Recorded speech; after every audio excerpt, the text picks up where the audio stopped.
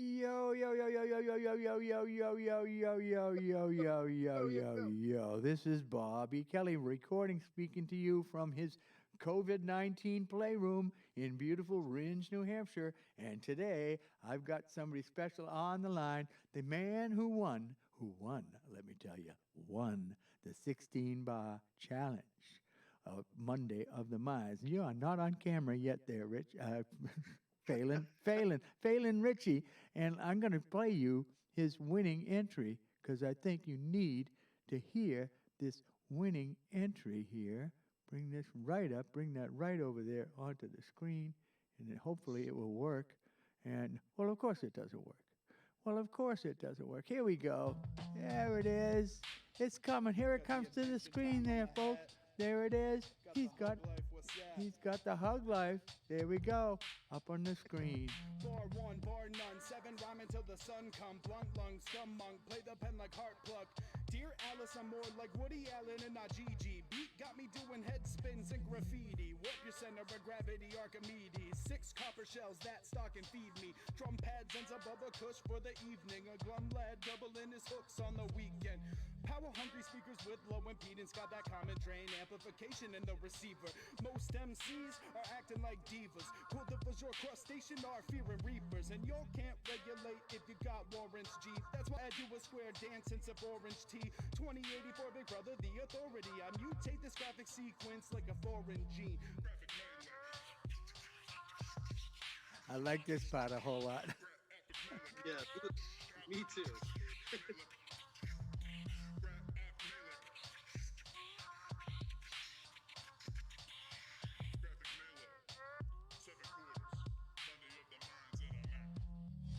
All right.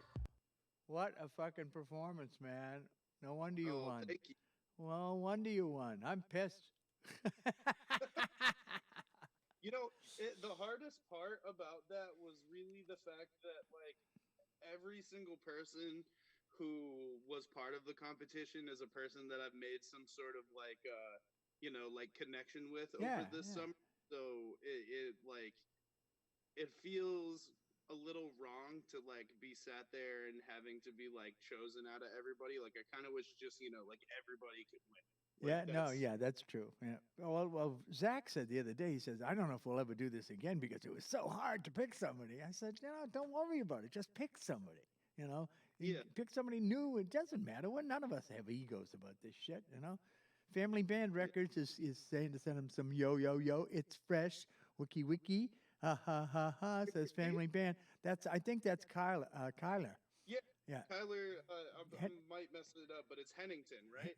Hennington, I think so. Did we get that right, Kyler Hennington? Or actually, we should not say because he's Family Band Records, man. He's branding. Motherfucker is branding here. Watch out. And I'm going to get a copyright claim on that playing graphics thing, right? Because every time I play graphics thing, I get a copyright claim. And then I have to yell at CDB baby and say, what the fuck, guys? How many times do I have to tell you that we got permission to do this? So it should be like automatic. It should be a note in the file. You should be telling your bot to leave us the fuck alone. Yeah, right. Like how does one go about doing that, like not getting claimed for that? You know what I mean? You don't. You can't. That's just it. The bot sees it and the bot says, oh, claim. Warning, danger. CD Baby says we have stolen content here. We must make a claim. And so you put it in, and then I have to fill out the fucking form and tell them, what the fuck? And then, a day later, it's like, oh, we're sorry, everything's fine, you're getting your money, don't worry, if they made any money, you'll get it, blah, blah, blah. All I want to do is share it, God. Yeah. Do they mute you, though? No. It's not a strike. That's a copyright strike. Copyright strike means they take you down. But a copyright claim means that they just take your money. And demonetize you? Yeah, they don't demonetize you. You're still monetized, but they getting the money instead of you because they're making the claim. They're saying, "Oh, that's my copyright, so we get the money." And I'm saying, "Yeah, it's your copyright, but it's a derivative art, and we both get a claim here, darling." Yeah, and it's too at the same time. It's like to do that when you're using like a minute of it doesn't matter how much it is. Doesn't matter how much it is. Doesn't matter. It's a copyright is a copyright, and you got to treat that. Intellectual property is intellectual property. I wouldn't want anybody using my shit for free. I've been through that enough with this viral video thing. Good God, I got nothing. I got nothing from anybody on any of that, and I had. Oh my God, the 30 million views. Yeah, yeah. Stay the fuck at home. On the virus song, dude. Yeah. Oh my, dude. Yeah. Yeah.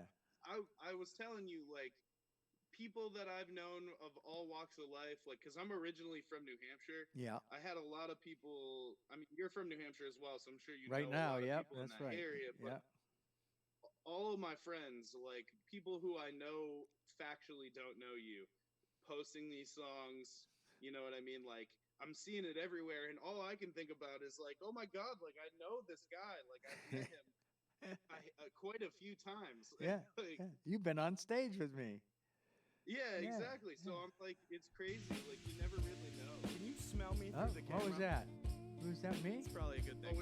Hang on. Smell me Is through that the my- camera. my- You're with Is that me or is that you? So goddamn bullshit. I'm waiting for this I RZA can tell beat it hit. is you. Take the fucking razor, It take my is. neck and Okay, slice it hang on. open. I'll see what the hell it is. Got that fucking ocean. I'd rather Who's be talking to rapping me over that here? liquid sword shit, but that's all right. No, really? Shout out to all my half friends. Yo, what the fuck is Hang going on, in the well, mind no, frame? that A ain't rhyme me. tame, or maybe That I ain't me will there. take Hang it on a off the second. chain. Shout out IBI and I. No, I see what it is. I see what it is. It was your video channel. Yeah, okay.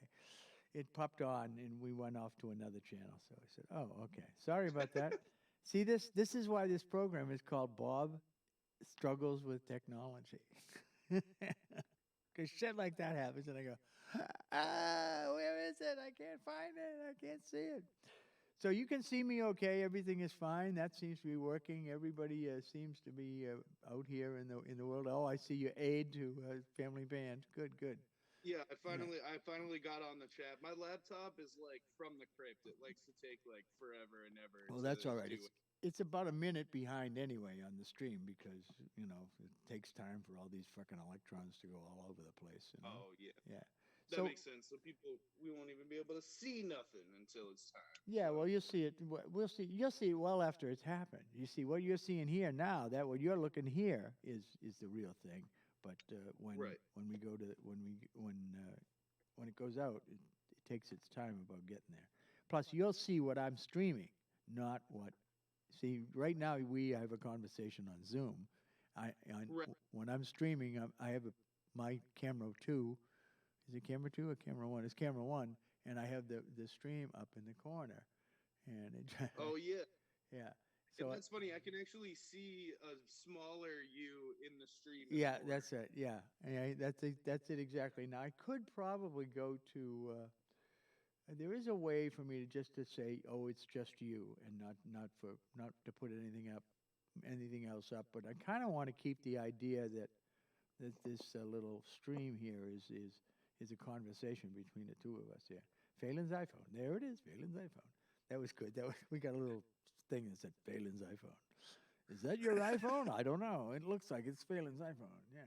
It is. Yes, it is. So, anyway, what you got going on besides that? You put together that 16-bar challenge. I look at your website, your Facebook page, and you got like 4 things on there, and it's like. Yeah, with my Facebook, it's weird. Like I don't use my Facebook like that too often. I don't really understand like. When it comes to business, I don't really understand how that all works on Facebook. It doesn't work. Right. I know that it's mostly, like trying to give the algorithm some money to appease the algorithm, and I don't really like know how well that works. So for me, I do a lot of I do a lot of everything over on my Instagram. Oh, okay. All right. So your Instagram is where it happens. Yeah, usually. And I'm the easiest guy to find. I'm Sevenqrtrs on every single thing that exists. Good, like gmail.com/Sevenqrtrs, like Instagram. That's your nom de net. Huh? That's your nom de net. Yeah, it's like a nom de plume and a nom de guerre, nom de plume being a writing pseudonym, nom de guerre a wartime pseudonym, nom de net a network pseudonym. Yes, exactly. Like I said, I don't know. I made a decision to to get my name years ago, and I feel like, I know a lot of people who have changed their names or like kind of cycled through them. I think to me it's like been so important to just like bunker down and just have my name like be my name, you know? I get it. I get it. I mean, I did the same thing with recording. Rekording is me. I'm everywhere that way, and because in the '70s I had that as my name. Before there was an internet, all of that good Right. stuff. But I wanted to ask you about the seven quarters thing, because all I can Thank you. think I'm about. glad. Go on. I'm glad. I'm glad that somebody asked me about this because I get a lot of like I don't know, like a lot of people are funny with it, and I think that that's like a good way to be. Like a lot of people think it has to do with weed. Well, A here's lot of what I'm people, thinking. Can I just give you interrupt just for a second and say, of course. when I thought about it, all I could think about was a video game machine with seven quarters there waiting to be put into the asteroid machine or whatever the hell it is. There's seven quarters right there. We ain't got eight. I ain't got no $2. I got seven quarters. And I Yeah. already got one in the machine. So, but So tell me what it really mean. okay, so are you familiar with like do you familiar with like sacred geometry at all? Yeah, I'm familiar with it. Can't really say I know a whole lot about it, but yes, I am familiar with it. Yeah. So a good like one of the main like shapes that they use in sacred geometry is called the seat of life, Mm-hmm. and like geometrically it is represented using seven circles of the same diameter um, in circumference. So like 7/4 is used representationally to define like the seat of life as like a visual model. Uh-huh. So that's where it came from. Like originally my mom was like with this guy who used to call me number 7 because when I was younger I looked like the guitar player for Slipknot, and Oh, okay. his number is number 7. Yeah. And it just I kind of just changed it from there, like because I was a huge fan of um sacred geometry. I'm a huge fan of just like just weird shit, and I felt like that was like a perfect way for me to have a name that sounds kind of cool but also has like a more deep value to it. Yeah. Like this, what I do is essentially the seat of life for me. Yeah. Without this, like I was in a band for 10 years and that was amazing, and then we disbanded and I had nothing else to really like propel my creative aspirations. So Mm-hmm. having something like this is the seat of life to me. This is like what drives me. Yeah. Um Cool. so 7/4 I thought was fitting.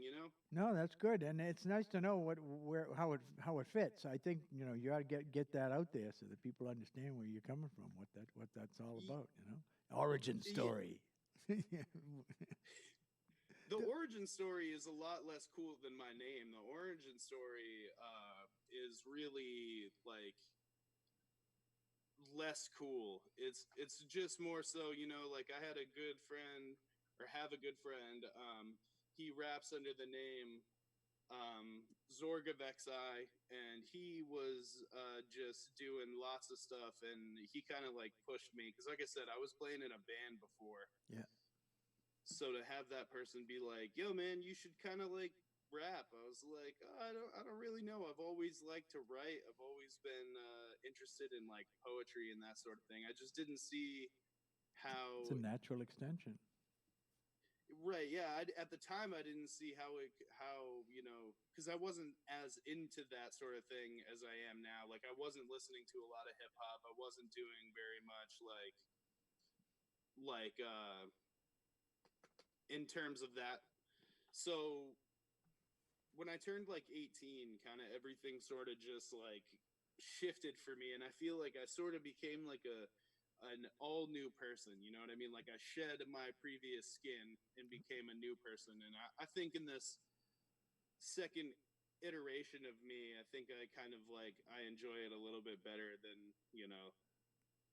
playing in metal bands and hugging sweaty dudes all the time. And, And whipping your hair around and getting Yeah. getting hair lash. 100%. It's a little bit more low key, and I like that. I'm very low key, but also very high key. So it's like nice. I get both, you know. Yep. So now, I mean, with the scene all up in the air, you know, we really are kind of relegated to these COVID-19 playrooms here, you know, to be doing things inside our room. Have you written on many things while you've been on shutdown here? Oh my God, man! I've written a lot. I've done a lot since shutdown. A couple of the things that I've kind of worked on. Um, I'm also a producer. I make beats. I like that because coming from a place where I was playing guitar before, like it's nice to sit down and still have control over the musicality of that. So, Yeah. I've made like probably since we've gone on. Hold on, since we've been on quarantine, I've probably made like 30 to 40 beats. Oh, cool.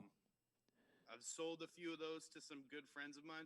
I like want to mention who they are, but I don't know if they like want me to put them on blast like that. People that we know, you know, fuck them. I'm just gonna put them on blast. Like Il Murray has gotten some stuff for Oh, me cool. that I'm looking up, or I'm looking forward to hearing. Kid Calvin has gotten some things for me. All right. A friend of mine, Moflo, he's a New Hampshire cat as well. He's not so known up in Portland, but he bought some stuff for me, and the stuff that he's making out of these tracks is like crazy. Crazy. So Great. Anything that you yeah. wanna promote yourself? Put on the air right now. Put like music wise, Yeah. Well, whatever you feel like doing. You want to spit, you can go ahead and spit. You can do whatever you want. This is the Bob Struggles with Technology show. So as long as I'm struggling with Jesus. technology, it's all part of the fun, you know. I'm like, it's been so hard trying to figure out like what to do now that there's no like crowd interaction. Like I feel like that's a huge It is. part of what I do. So like for me, finding the balance between like feeling hype and wrapping up my phone has been really, really difficult. But I do have some stuff coming up, and I don't know. Can you put a song up on your side? Like, how does that work? I can put it up on my side, or you can put it up on your side. It's going to come through, you know. I think you have the better sound system, probably. So let me send you a track. Okay. That are you familiar with 8BZA? No, I don't think I am, but I will be soon. He is a fantastic like producer and rapper, but he mostly produces now. He's from Nashua, New Hampshire, or like that area. That's where they're based out of, his crew. Yeah, drop the file into Messenger, and that'll will go. do. He produced this song, and it's like, you know, this is one of those like proud moments for me where we cut the song. He made the beat, and I wrote and recorded it in like 4 or 5 hours or something like that. And I honestly like. It's one of those things that you feel super proud about, that you know you don't expect something so good to come out. I'm working on sending it over. My internet's not very good. Take your time. There's no big deal. I this morning posted up something that I did years ago, and that I've been remixing because people have asked me, "Well, what did you used to do?" And boy, that band sounds good. I played a couple of things, and they happened to be on one of my TikTok things when I hit 1 million views, and I did a little celebration thing, and people said, "Oh, what's that band in the background? Oh, is that your stuff?" And it's like, yeah, you know, we probably should do a retrospective and pull up a little retrospective album, put it out on Spotify and all that shit, and see if anybody buys it. You know. I mean, I'm sure people will listen to it like one way or another. Like. Especially if the music's good, which I'm sure it is. You seem like you have a very good you have a good ear. You know what I mean? I have good taste. Yeah, I taste good. The thing about it is that it was the last thing that we recorded, and in our career as a band back in the '80s, and I spent so much time on the guitar, making the guitar sound fucking awesome, fucking incredible, that I spent too much time doing that, and we didn't get enough time to finish all the things we wanted to do in the studio. We had done tons of pre-production. We were all ready to go in there, so we did get that done, but there was just a little bit of things that I wanted to do on top of that. So I was going through tapes, looking at old stuff, and I found this one, and I said, you know, that one sounds really pisser. But it's not my present persona is not about anger. You know, this song was a little angry, and I've been trying to practice positive regard, unconditional positive regard, especially with people I disagree with. You know, just to say, yeah, Right. you know, everybody's cool, and you know, I wish they would do it a lot more. And on Facebook, I mean Facebook. I keep confusing that name because that's what it's turned into. It's turned into this dueling place, and it's like, for gosh sakes, people, you know. When I growing up, people always used to say, never talk religion or politics. And it was like, everybody was sort of on the same page about religion and politics anyway, not about religion. But so that it didn't seem like such a big thing. But now I understand completely what they were talking about. It said, don't talk politics. Yeah, because people are so divided. Poof! They put up the wall, and you're an asshole because you even spelled Trump. You know, Right. it's like you even talked about him, yeah, and didn't speak with disdain and spitting, and you know, it's like, God, man, you know, nobody is as bad as you guys are making it out. And the other thing is that you're all talking about how fucking bad he is about putting people down and doing all, and you're doing the same fucking goddamn thing back at him. It's like, what is this all about? You know, how do you not see this? How does this cognitive dissonance work? Anyway. So because of this positive, unconditional positive regard, which I'm trying to practice, I don't do a lot of angry things. And certainly my TikTok persona is TikTok grandpa, and TikTok grandpa don't get pissed about nothing.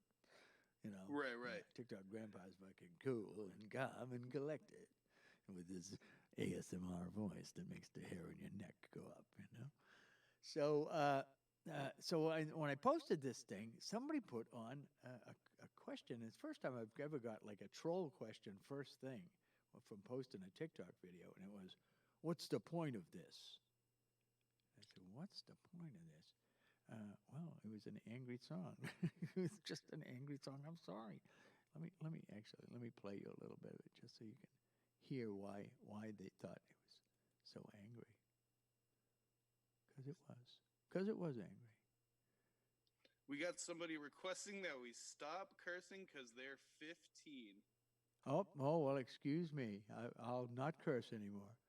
Didn't realize that I had a 15-year-old around here, but this is the thing that I released this morning. And if it would come up, it might actually work. We could be happy. This could happen. Here's the technology. There we go.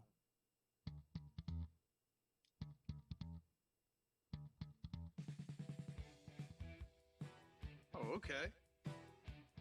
But the words are really negative.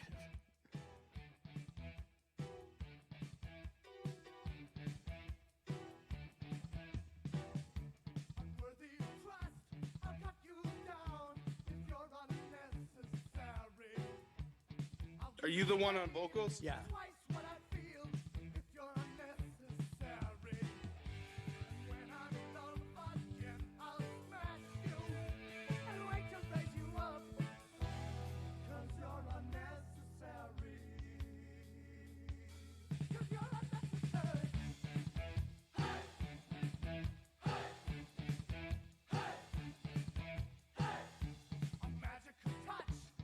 So you get the idea.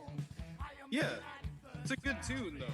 Well, that's why I was like, I'm not going to get mad about this, you know. Let me see, where the hell is it? Come on, I've lost it. Where is the player? Wild and wary. I can see it where my face is. You can? Oh yeah. Oh, all right. Must be on the screen. This fucking guitar solo, Henry. Jesus.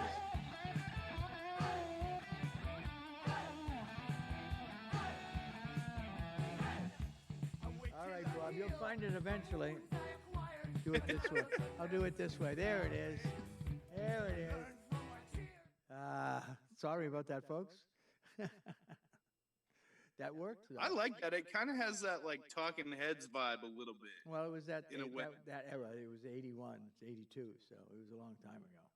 As my brother ratted me out today on TikTok about it. He said, "Oh, I can't believe this is still over 30 years old." You had to do that to me, didn't you, Chucky? Anyway, so you sent me something here. Did it get here yet? Or, I don't know. I sent it in. oh yeah, in Elephant the Man. messenger. Here we go. Here we go. All right. Well, here we go. We'll get this on the air here. We'll just bring this This up. is. You- Just want to say, shouts out to the 4 people watching. How you guys doing? Let us know in the comments.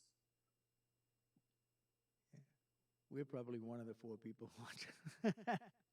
Oh, I didn't even think about that. You're probably well, right. Yeah. you are one of them anyway. I'm not watching. I'm what's going on here? It's taking its time about finding it. It will find it eventually. That's Maybe- all right. maybe I should have I'm done enjoying this. How have you been, man? What's the quarantine like for you? Going viral and TikToking, like, how's Yeah. that sustaining like mental health? You doing all right? I mean, I'm having a fucking ball. I mean, this is really the COVID-19 playground. The playroom here is like fabulous. It's been great for me, you know. I mean, I just come down here and I start playing around and doing things, you know. Just sit around and say, okay, let me write another song, you know. Yeah, let's sit down and Right. write a song. Oh yeah. Anyway, why isn't this coming? It's fun. Might be me. I like that you have the keyboard like set up at all times. I think that that's really important for like, you know, kind of just getting those like ideas out. Yeah, oh, absolutely. Aha, it's SoundCloud. Okay, hang on a second.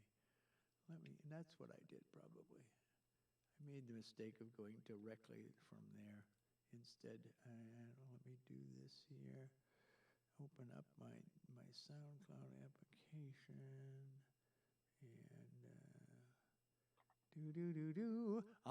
once again, Bob is challenged by technology. Here's the struggle. The struggle continues with technology, ladies and gentlemen. It's all part of the fun that we're. And at the here. same time, I start dropping everything. That's all part of the fun too. That's part of that whole struggle with technology. I was just getting the echo because I'm feeding back too much signal into the. So I can hear you. I need to bring up the signal that's coming from Zoom. But if I bring it up too high, it starts to feed back, and we get that. You know, oh no. It sounds cool though. It's like Yeah. a, you know, like Like a Like delay what- line. Yeah, it is a delay line, as a matter of fact. But I actually have a real delay line here, so when I want to be the voice of God, I can do that. Oh, God. that's awesome. Let's see here. Let's see if I can open link. Oh, no, copy link. Let me copy link. Who's Link? Link! Who's his name? Link, where are you? Link was somebody. Whose program was that with Link in it? Hey, Link. He's a black man who. What was he? Link something. I can't remember even what his name was.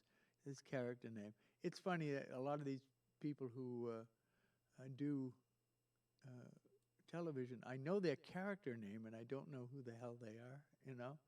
It's like, Right. yeah, what was your character name? Oh, yeah. Well, you know what? I don't know who that is. Let me see if we can put this link in here. That link goes there, and let that link come up while we continue to talk.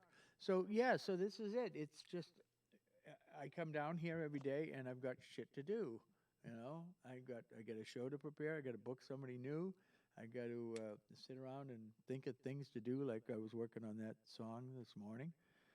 All last night, all through the night. Yeah, and you know, it is. It's nice just to come down here and go, oh yeah, that's it.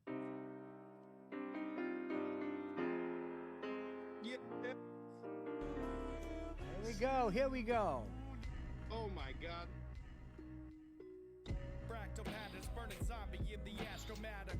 Plastic chatter that rattles from an elastic background. 8 and 7 are better like times have gone sour. Apes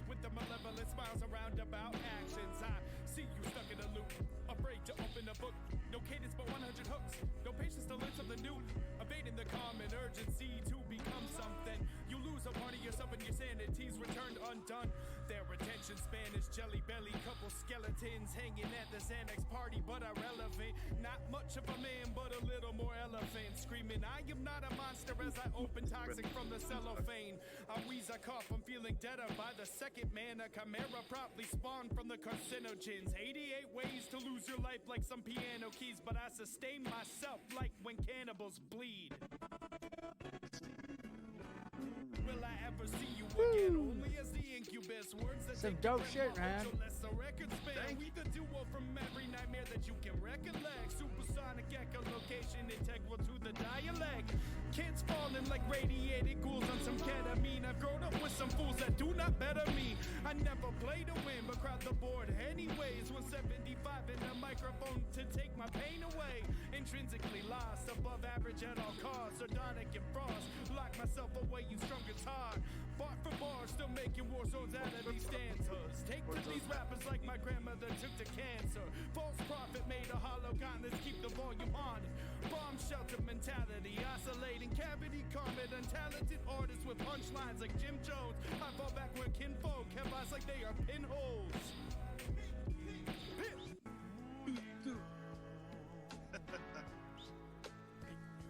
And that's that. Oh, yeah. Well done there, sir. Well done. Well, wasn't that something, huh, folks? Yeah, that was Phelan Ritchie and Ibiza. Is that it? Ibiza? See, I'm sorry, I don't. Oh, why is it? Oh, it's continuing on. Hang on a second. Let me just kill this. That shit ain't right, boy. There we go. We're back to normal again. Golly. Yeah, I mean, sometimes. Awesome. Go ahead. Oh, I don't even know. That song is like one of my favorites that, like I said, that I have for myself. Yeah, that's cool. I don't know. We made that song in, like I said, a very short amount of time, and it just came out way beyond what I ever expected. Yeah. So I'm just so proud of it, man. Like the fucking all of the imagery, all of the words, the beat, like everything just really like. I feel like if I hadn't have made that song, I wouldn't have found, like, at this point, like, I'm working on my next album, and I feel like I'm in a really, like, comfortable place as far as, like, my style and, you know, like, my aesthetic, how I want things to kind of sound, and, like, how I want to do my rhyming and stuff. And I feel like if I hadn't have made that song, I don't believe that I would have been, like, so comfortable where I am now. You know what I mean? Yeah. No, it's really good. It's really good. Gosh. Golly. I did a lot over the summer too. Like I played a lot of shows. I made a lot of friends. Did a lot of open mics and that sort of thing. And it's funny because I did a 5-day like run with Carnage the Executioner and Ep.7, and right after that, I was like buzzing, like ready to go. I was going to start booking a longer tour in August. And then all of this like crazy COVID-19 shit started happening. And then, you know, I ended up like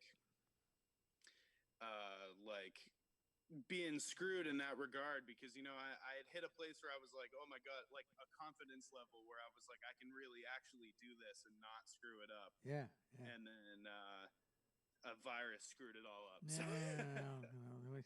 There's not a lot. Like I said, I'm making lemonade here. You know, they gave me lemons and I'm making lemonade. I'm having a great time doing this. The viral video is the one that kind of kicked the whole thing off. That it's like, oh, now I got to spend some time in the studio and I got to start thinking about following it up. Right. and I haven't. I'm sure that's hard. Oh God, to follow up something that hit 30 million fucking times? Absolutely. You know, I feel like Paul McCartney. What you've done for me lately? Sounds scary. Like I would be so intimidated, but I can't get intimidated. I just keep going on and keep doing what I do because there was absolutely no reason. That just hit a nerve in people, you know? Right. I'm working on one now about the essentials, and that I hope that will hit somewhat of a nerve among folks.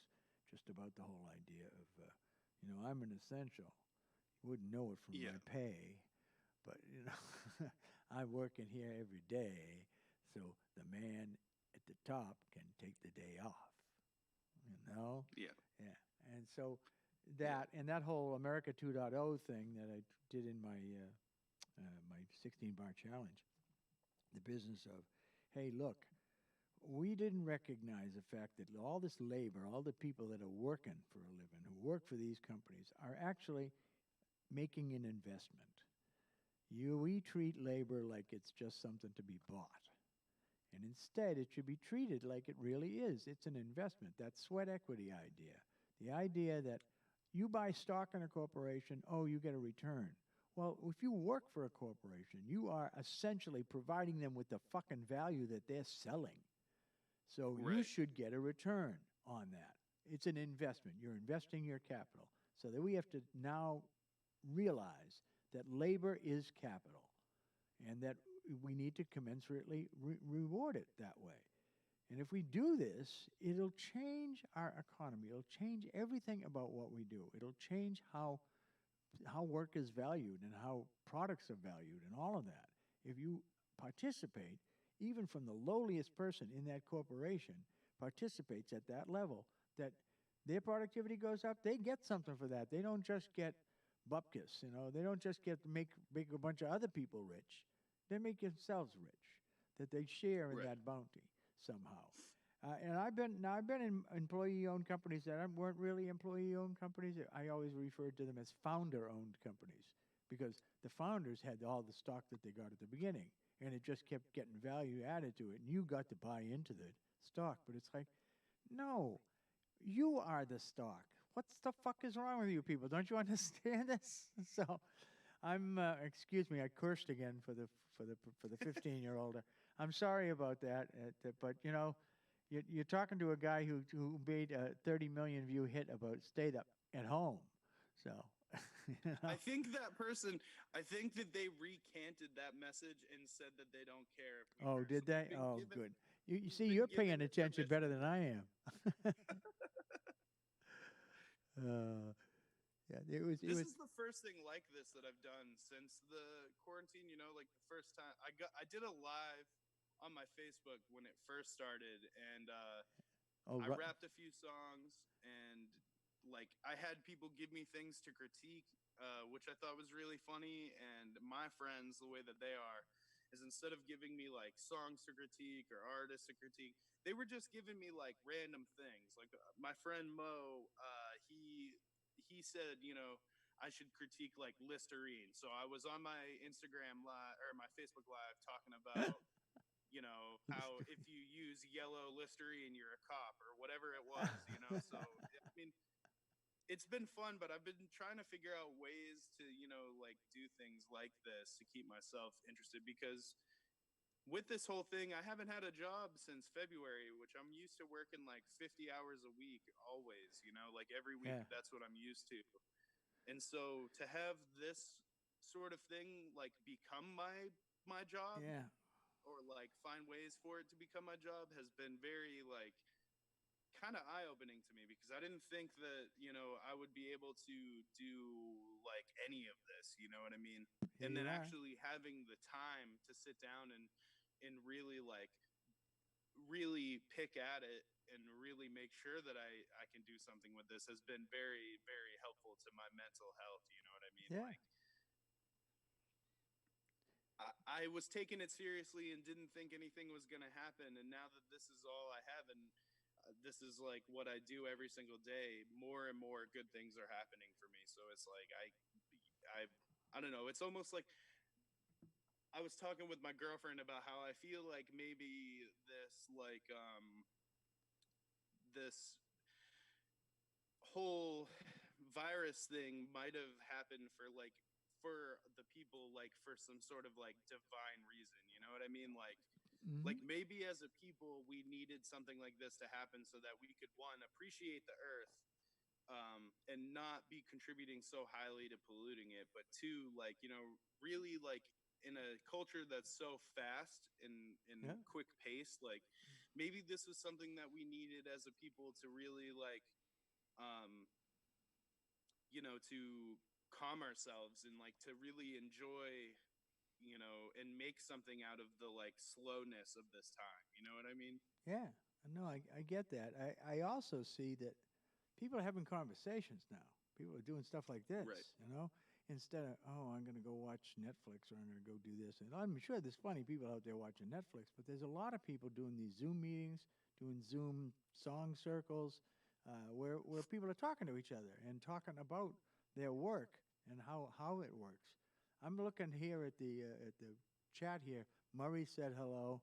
And this kid Aaron is from West Virginia, which is really Yeah. kind of interesting. West Virginia. I have a connection to West Virginia. My aunt Helen used to teach there in West Liberty, at West Liberty State College, and the theater at that college was named after her. So it's interesting to see these little, all these little intersections of people in coming in something like this. Ryan Pierce says quarters is God. So there you go. There's some real love. Thank you, Mur. Yeah, he says you are the good part. So there you go. Pretty nice. Oh, geez. Yeah, well, he's awfully he's a sweetheart. Murray's a sweetheart. He the other day he said something on here, and I didn't catch the sarcastic font. I'm going to tell him he has to use the sarcastic font if he's going to say sarcastic things. I need some warning. What are you talking about? Oh, okay, now I understand. Yeah, it was about TikTok. It was you would like TikTok, and it wasn't you would like TikTok. It was you would like TikTok. You would like TikTok, of course. That kind of thing. It's like, oh, okay, all right, I get it. So hey, it's all part of the fun. And I do love TikTok. I cannot fucking believe how much fun TikTok is. I mean, it's funny because I would say that I would agree with him in the fact that like you would like TikTok, but like I don't think also that there's anything wrong with that. I don't get it. I know that my music is on TikTok. Like TikTokers can use my music because of who I distribute my music through. You go to Destroyed or somebody like that. Yeah, exactly. But I'm like, I don't understand it. I know that people can go crazy viral now with TikTok. TikTok blows up real quick. I don't know how it works. Real quick. I feel like I'm 80 years old with the internet right now, man. Like it's weird. Like, well, how do I feel? You seem like you're doing better than I am. You so betcha. I don't know. It's like I tell people the story about a friend of mine who's like 26, and I was showing him something on the phone, and he was like, "Bobby, you're a better 26-year-old than I am." And it's sort of that way. It is true. I try to keep my hand in. I try to pay attention to this stuff and make it all work. Somebody said when I was doing a show the other day, they said, "I can't believe somebody your age is mastering all this technology." And I said, "Bitches, Right. We invented this fucking technology. We the baby boomers." I know that, but it's like, even with that said, technology invented or not, my dad's only 50 and my dad doesn't know how the hell things are working. Oh, you know yeah. what I mean? Well, once you lose There's it, still you lose the Right. thread. Don't lose the thread. You got to keep unraveling the blanket. Just hold on to that one little thread and see how it works. Because you go two, 3. If you get a year behind in this field, you are hopelessly fucking lost forever. Yeah. You're just hopelessly lost. It's like not knowing the lingo for the crowd. You use the wrong Right. lingo, and wait a second, that's 1960s lingo. You can't use that. That's not dope. That's not deaf. And here I'm using fucking lit. I had to actually make some changes to my lingo because I've realized that it's really messed up. But looking into it, a friend of mine had called me out about something the other day, and I looked into it. And have you ever looked into lingo that you've used and realized that it's actually from something stems from some sort of racism or something like that? Has that ever happened to you? Generally, I'm pretty aware of that stuff, so I know where those things come from. And I try not to use some lingo just because I don't. But my big problem is code switching. I will fall into a speech pattern. So a lot of Right. people, when I'm talking to Jamaican speech pattern, people are like, "Oh, you're making fun of Jamaicans, you know," and it's like that. No, I'm not, because if I go to Jamaica, they all are like, "Yeah, Bobby, yeah, that's so thing, yeah, man. You always fall into it. It's so nice to see you, and you fall in the neighborhood here, you know." And it's like, they're okay with it, but other people are like, "Oh, that's cultural appropriation," and I'm like, "Cultural appropriation, please, will you? We all culturally Right. appropriate from each other all the time. That's what culture is. That's what civilization is, right?" Well, especially in America, you know, like we've been Yeah. like it's a melting pot here. So of course, like other people's culture is gonna like be entwined with you know the culture. And I was gonna say the native culture, but I am a white dude, which means that I'm not even native to here. No, So no, we're you know just what I native mean? by birth. Right. Yeah. Right. So, but yeah, I found out the other day I you know I like to use a lot of like I'm a weird dude. I like to use a lot of slang from from the 70s and that sort of thing. You can find me saying groovy and all of that, but like Groovy's I found earlier out than I that. had said, huh? Groovy's earlier than that. That's the 60s. Earlier than the 70s? Yeah, well, groovy is the 60s, absolutely. Oh yeah, Yeah, I guess groovy, you're right. man. I In guess the you're right. groove, But in the groove of the record, you know. Yeah. so I had said to a friend like, "Oh my god, like I'm gonna get jiggy on this beat or whatever," and he's like, "Yo, you Uh-huh. can't say jiggy," and Yeah. I was like, "What are you talking about? I can't." And when I looked when I looked it up, I found out that it all stems from like some racist shit, and I Yeah, was big like, stuff "Damn, from man, Jig, like yeah. Yeah. I would have gone my whole life." And then I started thinking about how many times have I heard the jig is up, or how many times have I heard Well, the jig like is up all of is a these. different thing. The jig, Oh, it is. yeah, the jig is up is from ice fishing. Oh, That's what that thing is called, a jig, and it pops up. oh, The flag pops up, and they say the jig is up. Okay, yeah, that's so it's a dead giveaway that the trap has been sprung. Now, did that come from racism? It might very well have. You know, right, there's there's a lot of words that just it's all tied up in our culture, you know, and it's hard to extract it from its origins, and even whether the origin is the real origin. What the guy who got some trouble about using the word niggardly, niggardly, has nothing to hmm do with that word. It has everything to do. It right, means miserly, but it has the word in it, you know, it's the word, the N word, and it's like, yeah, but it's not the N word. But people now have made the association, so you really just can't use the word, even though it's a great word to mean right. parsimonious, you know.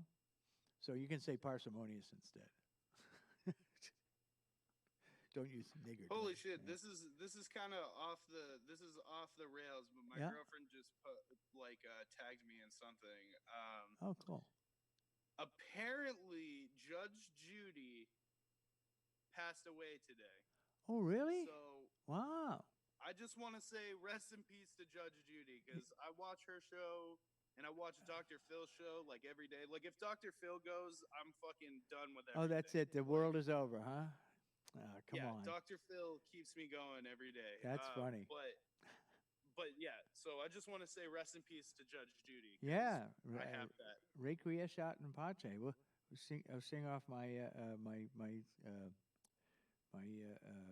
the song that I sing for all people who have departed, and I'll do it right now, just for you. Hell yeah, please. Let's see. We got to bring up the other microphone here. Bring it down in my face. There we go. Look at this. Hey, look, we have the technology, don't we? How lovely the ash grove, the breeze makes it waver. I hear through the branches the sound of a harp, and gladness forsakes me, sadness overtakes me. The ash grove sings softly for those who are gone. When I see the light through the branches come streaming, I think of dear friends who have all gone before. And sadness forsakes me, gladness overtakes me. The ash groves sing softly for those who are gone. Rest in peace, Judge Judy. Rest in peace. So there we go. Thank you for that. That was a beautiful song as well. Yeah, it's funny that I don't know where I found those lyrics. No one can find them now. We've tried to find out where the hell I got those lyrics from, as a song, as a memorial song, and no, I haven't been able to locate it. But I guess it's mine now. It's yours until somebody comes for you. Yeah, and right. I don't think anybody's coming. It's an old Welsh tune, the Ash Grove. Oh, okay. And and the Ash Grove is a long, long story about long lost love and unrequited love, and or not unrequited, but it's unattainable love. The woman who we fell in love, and then the war happened, and then the pestilence came, and then I was carried away by monsters, and that kind of thing. So it has one of those long stories, and I don't know exactly how it ends, but I think it's kind of sad, whatever it is, and then that's what the tune is from, an old Welsh song, and the Welsh are very famous for songs, they're big singers, the Welsh. Right. Yeah. So anyway, on that note, Judge Judy. Well, Judge Judy. Well, there's an old void over there at Fox News. They're gonna have to dig up a new judge someplace. I saw something that Jerry Springer actually has like a judge show now. Jerry Springer? Oh, please. Yeah, and I'm like, who made him a judge? Like I feel like he doesn't probably have, based off of his show, probably doesn't have the most amazing moral compass. Oh possibly. no! I'm not really sure. His show is completely about selling people fighting and all of that. I mean, it was all sensationalism. Right.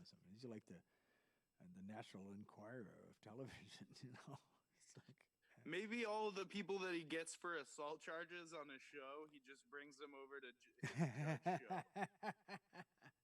Does he still have a show? I didn't even know he had a show anymore. I think it's still on. He doesn't. It's not as crazy as it was, though. You know what I mean? Like I think watching it, you can tell that even Jerry Springer's a little like jaded bored. On the whole thing. Oh yeah, okay, yeah. Well, I didn't watch any of those programs. I just knew about them from the culture. Right. And I don't watch as much television as I used to. And now that I'm in the COVID-19 playground, I don't watch television at all. Just maybe turn it on occasionally, but it's mostly I'm in here doing this, so it's kind of fun. Now this is kind of a self gazing at your navel kind of thing, because you're the focus here, So, but this is great. I love having these conversations. I had a nice one the other day with Zachary. No, my show with Dan Moon did not go as well as, technologically it didn't go well, because I was being challenged by technology. I was struggling with technology that day, that night, and occasionally there were a couple of things during Zach's time too, that were, and you just had one with the music that kept playing that I couldn't find. Yeah. I mean, I need. But that's the beauty of it. Yeah. I don't think anybody thinks that, everybody's nobody thinks that this is like a news channel that needs all of these standards. You know what I mean? No, that's I think true. that a lot of people like this, even better. Oh my God, Rookie's in the house. I want to say shout out to Rookie. Yeah, please do. Go. Two Fries all day. That's his YouTube channel account, but his name, we call him Rookie where I'm from. All right, and Two Fries. He is the man. He is so positive and so just. He's practicing that positive regard thing, huh? Yeah. Oh my God. Unconditional more positive than most regard. People that I know. Well, that's good. There's a lot. Zachary's like that too. It's like you never hear a bad word out of his mouth about anybody. And he just stands there in the corner and it just takes it all in. Makes the machine run, but you wouldn't know that he's making the machine run, For sure. It's funny, I've talked to Zachary a couple of times and had him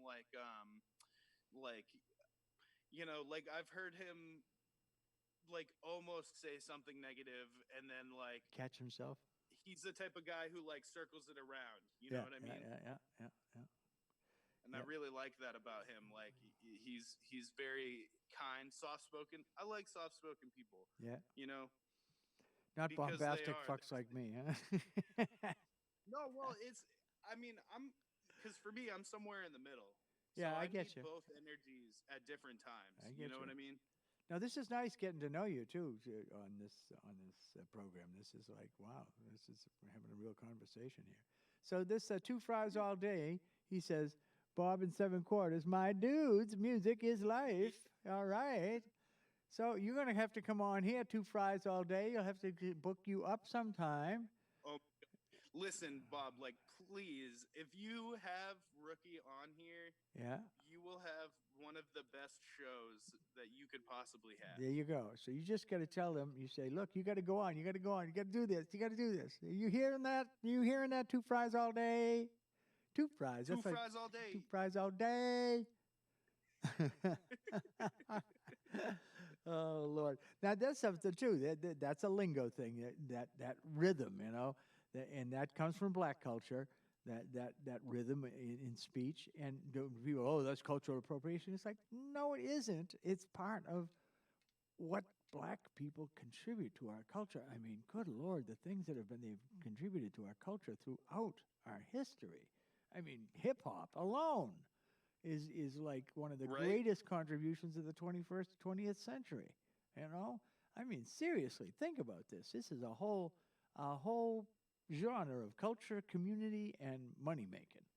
You know, they figured out how to make money. Yeah, it's kind of amazing. We will have fun. I'm down, says two fries all day. He is down. Yes. All right, well, we're going to pick out a day for you. As a matter of fact, we could pick out a day right now. I two get fries. on my calendar. When are you coming? Yeah, let's see. Let's look at the calendar here. Where is that calendar? I have one here someplace. Google Calendar right there. There it is. Let's see. We booked out to what have we booked out to? We got Jacob coming. Jacobson tomorrow on Monday. I'm calling it Monday. Yeah, Jacobson. I'm going to call it Monday of the Neverminds. And then I've got Felbane on Wednesday, and I got Unique Unknown on Friday the 1st. And let's see who's next after that. Let's see, California.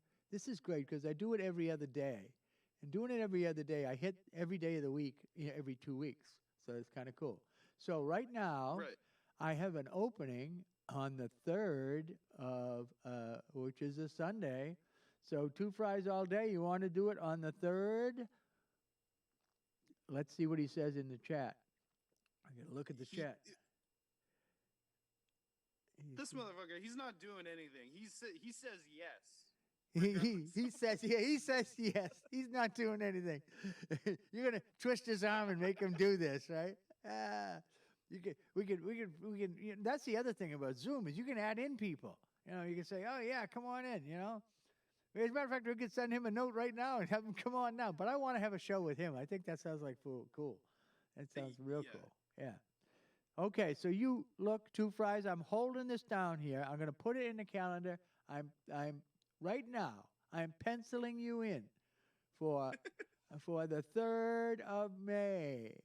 Penciling in. And don't do what I did and sleep until 1:45. Why not? That was okay. It worked out. Nobody gave me any trouble about that. And when you call me, you can tell me what your real name is. Two fries all day. Oh wait, why didn't that? Come on, there we go.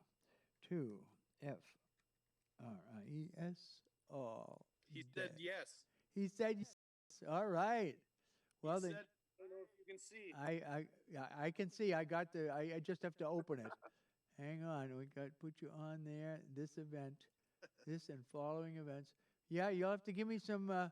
Give me a little bit more background on your shit. You know, send me some links and shit like that. You can find me. You know me. If you don't know me, you can ask Phelan here, and Phelan will straighten you right the out. Absolutely. That's what he does. That's what he does. Live streaming. Oh, I'm there the we go. straightener. Yeah, yeah, you are the straight. I'm down. We will have fun. Third sounds good. Let's link up 7/4 is right. Here we go. There you go. So there we go. Let's link up. You are going to link in with Bob Struggles with Technology, and you can struggle along with me at technology. We're having too much fun tonight. We really are. This is all part of the fun. And that was one of the things that Zach said. He said, I've never done this before. And Dan Moon, too. He says, but this is okay. And I said, yeah, that's the thing. You need an audience of some type, even if it is, you need the feedback of an audience. You need to see somebody in front of you going, yeah, that kind of thing. So that's why I like the Zoom thing and then this. So I've taken the Zoom thing. This is going out to all these people. How many people we got up on the stream? What does it say? Right now we got 5 people watching, but been like it's been changing over and over. So yeah, well that's good. They come in, they go out. This is a wonderful thing about this. The other thing is that this is recorded. So when it's done, you can come back to it and people can see it another time, and it's no big deal unless I knock it down. If I get if somebody makes me angry, then I'll turn it down. I wouldn't do that. They don't deserve it. No, that's it. They don't deserve all this fame and the fame with Bob. Yeah, the world famous Bob. World famous They Bob. know who I am. They don't. Yeah, that's what people say. They said are we going to be able to say I knew you when? And I said, who the fuck are you? Yeah. Do I know you? Have we met? I don't think exactly. So. My best man, he sent me a thing, and I was doing copyright things, and he sent me a thing that said, I want a copyright credit on A Tidy Fortune. We made a little parody song of Martin Luther's hymn, A Mighty Fortress. Da, da, da, da, da, da, da, da. So we did a thing of that, and he says, I want a credit, for the royalty on that. And I said, do I know you? He's my best man. No, I don't. I don't know you. I don't know you. That's so funny. Now that was somebody just joined in on me here. Let's see what do we got here. Somebody sent in a message. Ernesto. Oh, Ernesto. They were doing some concert where they used my clean version of the Stay the Heck at Home. I made a clean version. It's got you did? Did you just re-record it, or did you cut and then change every F-bomb with the heck? No, I actually re-recorded it. Yeah, as a matter of fact, I do it slower, so the children can follow along more easily, and that's why I did it. I did it for the kids because I saw these parents and I was thinking, people tend to tell me, yeah, my 7-year-old just walked in and singing the song, and it's like, oh, damn, I got to do something about this. So that's what I did. I sat. It's like it's like 50-50. You want them to sing the song, but you don't want them to. I don't want them run around and I don't want their parents to be mad. I would love it if they just sang the song. It's just fine with me. I have no problem with that. But I'm mad. I don't want their parents to be going, oh, you can't listen to that, or you can't do this, you can't do that. The guy who did the translation on my shirt, on the T-shirt, Stay the Fuck at Home in Japanese, he translated it for his 3-year-old because the 3-year-old was singing the song. So he translated it because he wants her to speak Japanese. So he translated it literally. So she's still saying "Stay the fuck at home," but she's saying it in Japanese, which was really sweet. When we first started talking about it, he didn't say how old the daughter was that he had done the translation for his daughter. So I'm thinking it's like, an older daughter, And I said, well, how old's your daughter? And he says, 3. Right. 3. All right, 3, and she's speaking other languages and saying, oh, yeah, this is right. So he's great. He was a great guy. Did a really nice translation of the song. So I was pleased as punch to see that, and it made it fly in Japan. It flew in Korea. People tell me, Chinese people telling me that it's millions of views in China. Of course, you don't hear anything about what goes on in China, But I have a feeling that one of these days I'm going to be walking around and some Chinese tourist group is going to see me, and they're going to go, oh, Santa Grandpa, you know. Or actually, that's a Japanese name for me, Santa Grandpa. Yeah. So, I don't know. Santa Grandpa is the Japanese name? For me, yeah. Well, Santa is Santa-san. And since I look like Santa, the 3-year-old called me Santa Grandpa. And it's kind of like caught on. So it's weird, Santa Grandpa. So, and, and I have the shirt that says, stay the, so in case I ever meet Gojira, I can say, hey, read this sign. Don't be putting that hot breath on me, Gojira. So are you a fan of any of the Japanese anime, things like that? Or are you...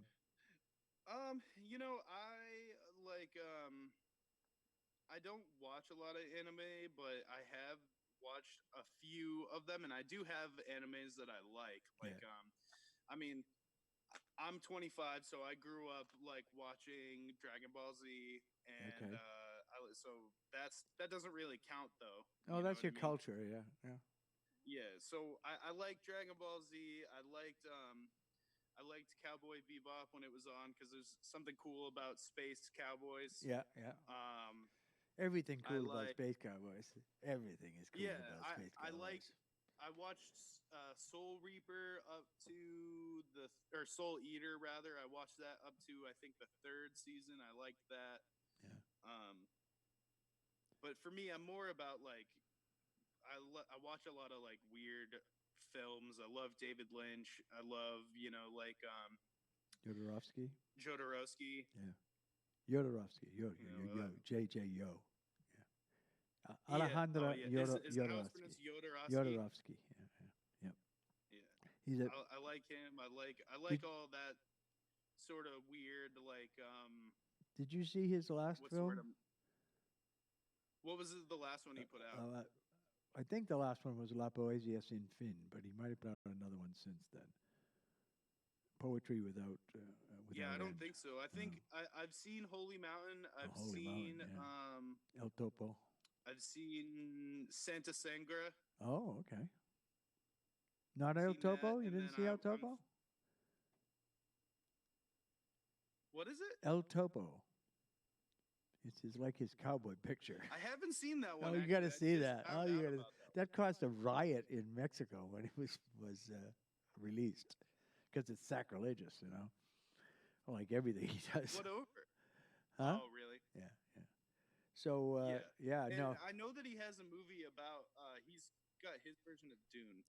Yeah, he has a book that he did, full production guide and there's a documentary about that production that didn't happen because Irwin Allen's daughter took it over, and made the David Lynch movie, which sucks. I mean, compared to what Jodorowsky was going to make, you got to see the documentary. It is amazing just to see the pictures of what he envisioned these spaceships to look like, and Salvador Dali as the right, as the emperor. It's like, wow. I know he had Dali and he had Geiger working on that too, right? That seems like it would have been like a home run. He had all the people that did Star Wars and stuff like that later, or 2001, all of that.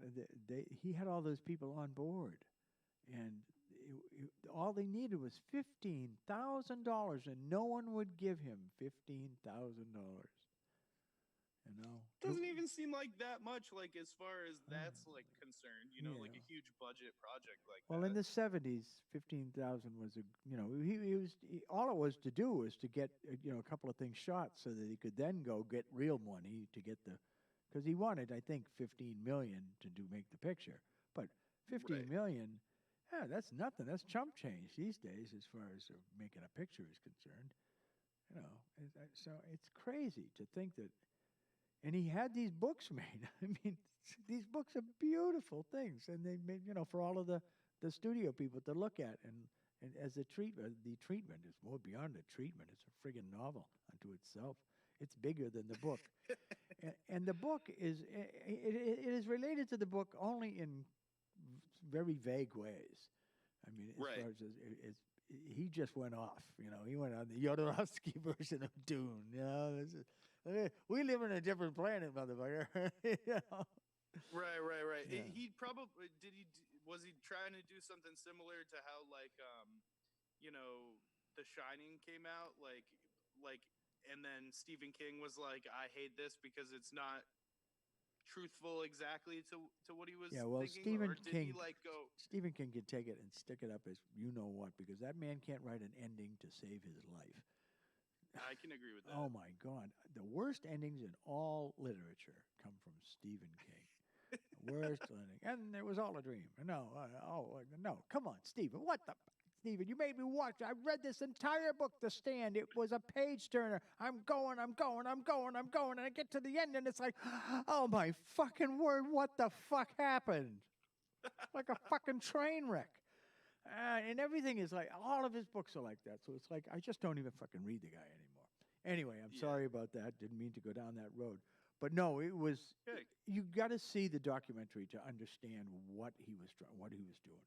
Because it was just amazing. He was building a whole new world. He was building what, George Lucas and those guys finally did actually get to build, this space opera, But he was way ahead of that. I mean, he was writing not just a space opera, but he was writing the whole new genre of music, theater, everything all jumbled into one. It's like his films. I mean, his films are like that.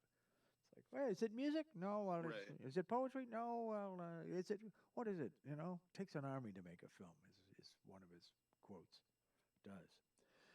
So, yeah, Jodorowsky. Well, that's great. I'm glad to know that we share that love there, Jodorowsky. Good heavens. Alejandro. Yeah, I mean, I'm into a lot of that, like, weird stuff. I think that a huge portion of my style and my writing style comes from, like, that sort of, like, place.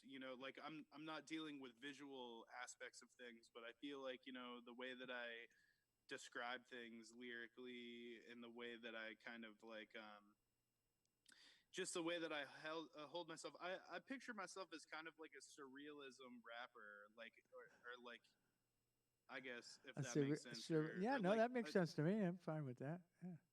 Or like absurdist rapper. Like I feel like like the things that I say don't necessarily all make sense, but it leaves like a more of like that like emotional residue where like even if you don't understand exactly what I'm saying, you pick up on where what I'm saying comes from more. You know what I mean? Like it's more, it's seminal origins. Yeah, it's foundation. Yeah. Well, that's cool. And this is the one bad thing about these things is that delay between people when you're talking and getting used to that whole idea that you got to wait. Did he say something? Okay, he didn't say something. I can move on. Yeah, and getting other people to talk, so that's good. You've been easy to get to talk, so that's terrific. I'm real happy about that. Yeah. I'm rather loquacious, man. I mean, like, I try not to talk a super lot. Like, I know that I mean, I've been bunkered down with my girlfriend in this at quarantine. I'm sure that I have done my share of talking her ear off for sure. But like they say, talk the ear off a haddock. Oh, wait a second. Yeah. Haddocks don't have ears. That's why. Yeah, that's the reason why. It's Talked them 'cause off. I came in. Yeah, talked them off. Well, that's funny.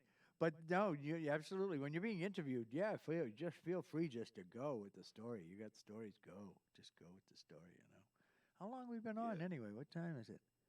Good It heavens. looks like we've been on for 3:13. 73 minutes. Yeah, 73 minutes. You were very, very precise. Is that what it says up on the... It's been exactly 73 minutes, Bob. So what are you reading that off the screen? Yeah, I'm on okay. the YouTube. I still have my YouTube opened up. Oh, good. We have a friend who says that they have a language gap, but they enjoy this time. So I enjoy this time too. Oh, yeah, that's the Japanese right there. You see his name? I believe that is Japanese. I don't know what it says, but well, it's his name in Japanese, probably. His handle, his Japanese handle. And he has a language gap, but he enjoys it because that's really cool, And that's it. This is all part of my my beloved TikTok family out there. they fall onto this occasionally, come out onto this live platform and take a look, see what I'm doing, because TikTok is a whole universe unto itself. There's so much to do Right. there that they're usually off doing that stuff. I do like the I don't every once in a while I will do a silly dance for TikTok. So I usually try and do it like at least once every 2 weeks. I have to have a silly dance video.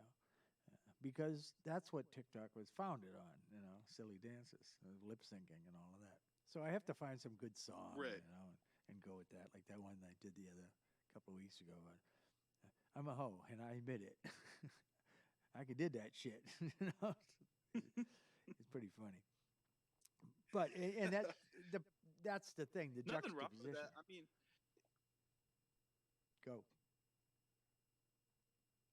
oh, I was gonna say nothing wrong with that. Really, like I feel like like I said, even though I don't understand it, there is like a whole group of people who are using that, and like that's like the new social media thing. You know Yep. what I mean? Like that's the new Snapchat or the new Instagram or the new whatever. So it's like you got to stay relevant on those things. I see a lot of like people that even I like to listen to and stuff who are making TikTok videos to that board in the house, board in the house, board song, and you know what I mean? Yeah, Like that's the jam.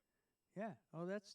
I mean, that's the idea behind it. Is it just to enjoy yourself? It's a playground, And there's a lot of young people out there, a ton of young people. I mean, it's mostly the demographic is like 18 to 38, and there is a younger section too. There's a TikTok for kids that's supposed to be for people under 18.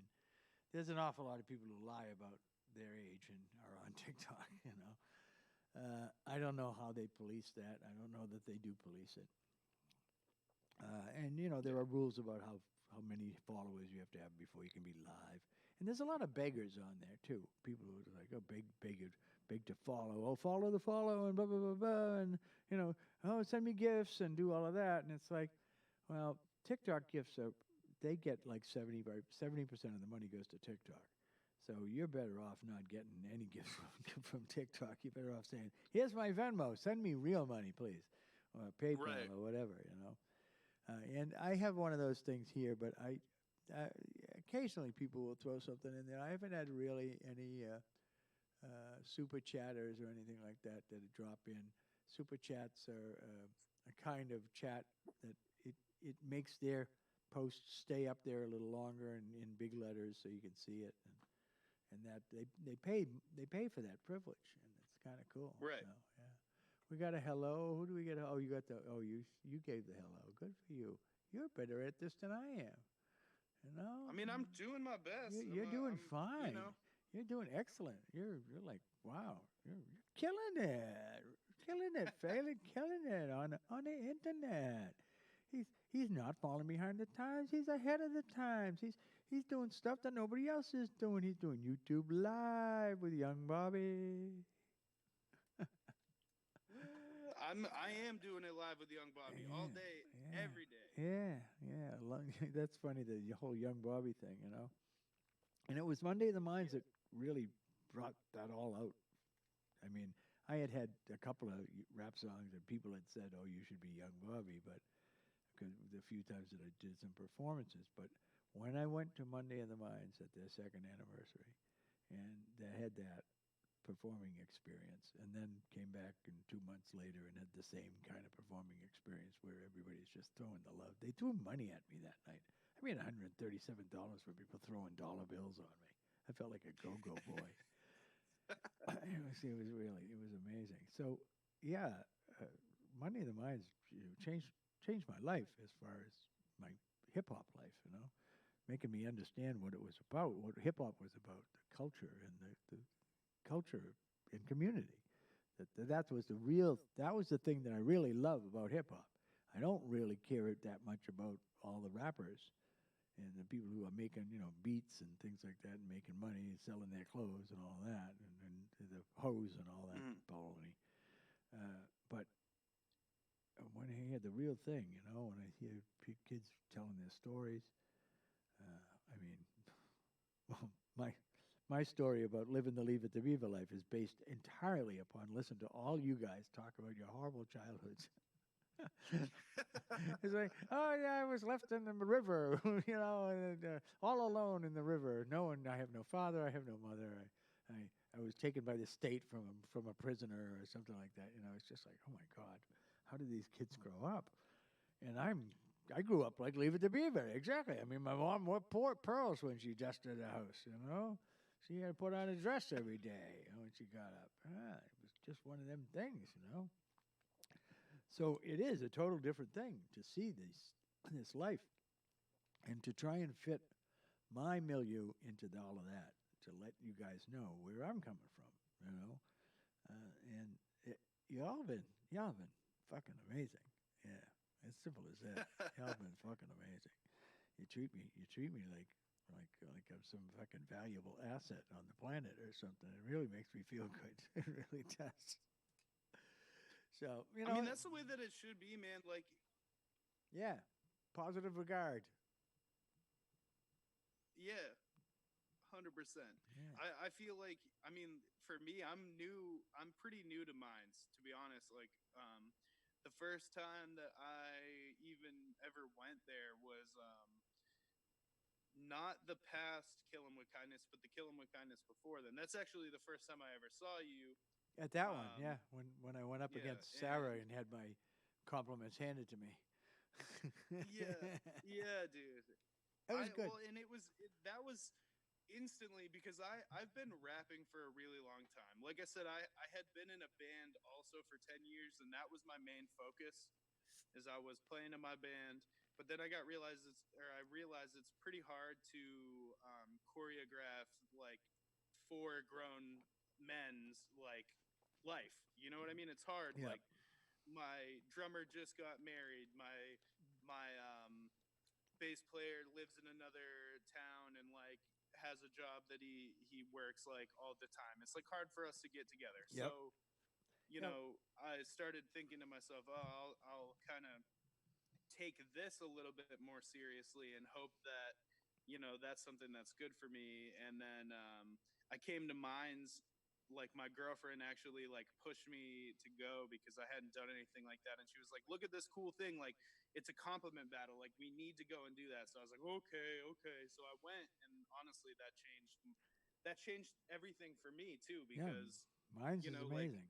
I started rapping at Rap Night Manchester, took a few years from that off, and then when I came back to Monday of the Mines, it's just like the way that the culture is there, and the way that everybody supports each other and like bigs each other up, like that just changed it, because it didn't feel like it was me against everybody else anymore. It felt like it was me and everybody else against everybody else. Yeah, no, that's a interesting thing, that point you made there, because that's the way the first time I went to Rap Night in Manchester was the way I felt. Is that like I was trying to break into a clique, trying to break into a little crowd. Whereas when I went to Money in the Mines, it was like, yeah, old man, go, yeah, Right. Yeah, and I think part of that is there's no stage. Right. There's So no everybody's stage. like Everybody's on the level. same level, and that contributes to the idea, of this being an interactive thing. You're right there with them people, and they're giving it right back to you. I mean, it's just like big feedback loop in that room, and the attitude in that room. I mean, Zach has a lot to do with that attitude. And the crowd, the people around him. The fact that when Trix left, and that Jacobson just stepped in and just became Monday of the Mines, it's amazing, and I love Jacobson. He kills it. He's got so skills, positive. man. He's got skills too. What skills? And just and I can come I can come on kind of strong sometimes, but he's been level about the whole thing. Whole thing really what a really sweet man he is. And he was like, when I sent him a note about this, he was like, yeah, of course I'm coming on. Yeah. It's like, all right, Jacobson. Yeah, Team No Dads. Yeah. Team No Dads. I told him I'm a member of Team No Dads now because my dad's dead. Because, Oh, that's yeah. well, see, for me, I'm like somewhere in the middle. Like I grew up, my dad not having much to do with me, but I'm like, we're we're working on that. Oh, So that's good. you know what I mean? That's Yeah. like I can't say that anymore. Yeah, no, well, you're making a discovery, and that's the whole thing. And these sometimes you both have to grow, and a lot of times people say, "Oh yeah, my dad, I hate him because he wasn't in my life," and I say, "Well, you don't know what his life was. You don't know what was going on. So Right. take it easy on him because he is your genetic material. That's where that all came Right. from. Without that gleam in his eye, you ain't gleaming nowhere. Yeah. Right. Yeah. Right. Right. True So, that, man. two dots, True the hell man. out of that. Yeah. So this has been good. I finally figured out exactly how to keep this connection here going with you up in the corner here. I realize you're not in the spotlight. It could make you a little bigger on the screen. I got to work out that, but that's a small thing. It's working okay as far as I'm concerned. Yeah, I'm not. I'm also not worried about being the star. I'm not. Oh, you are super the star. You're the guest. The guest is the star. Right, yeah. But I mean, if you watch freaking David Letterman is still the star. You know what I mean? He's Yeah. just The he's host the is conduit. star. Yeah, you're right. And in this, it's the same thing. It is Bob struggles with technology. It's not Phelan struggles with technology. Yeah. Right. Yeah.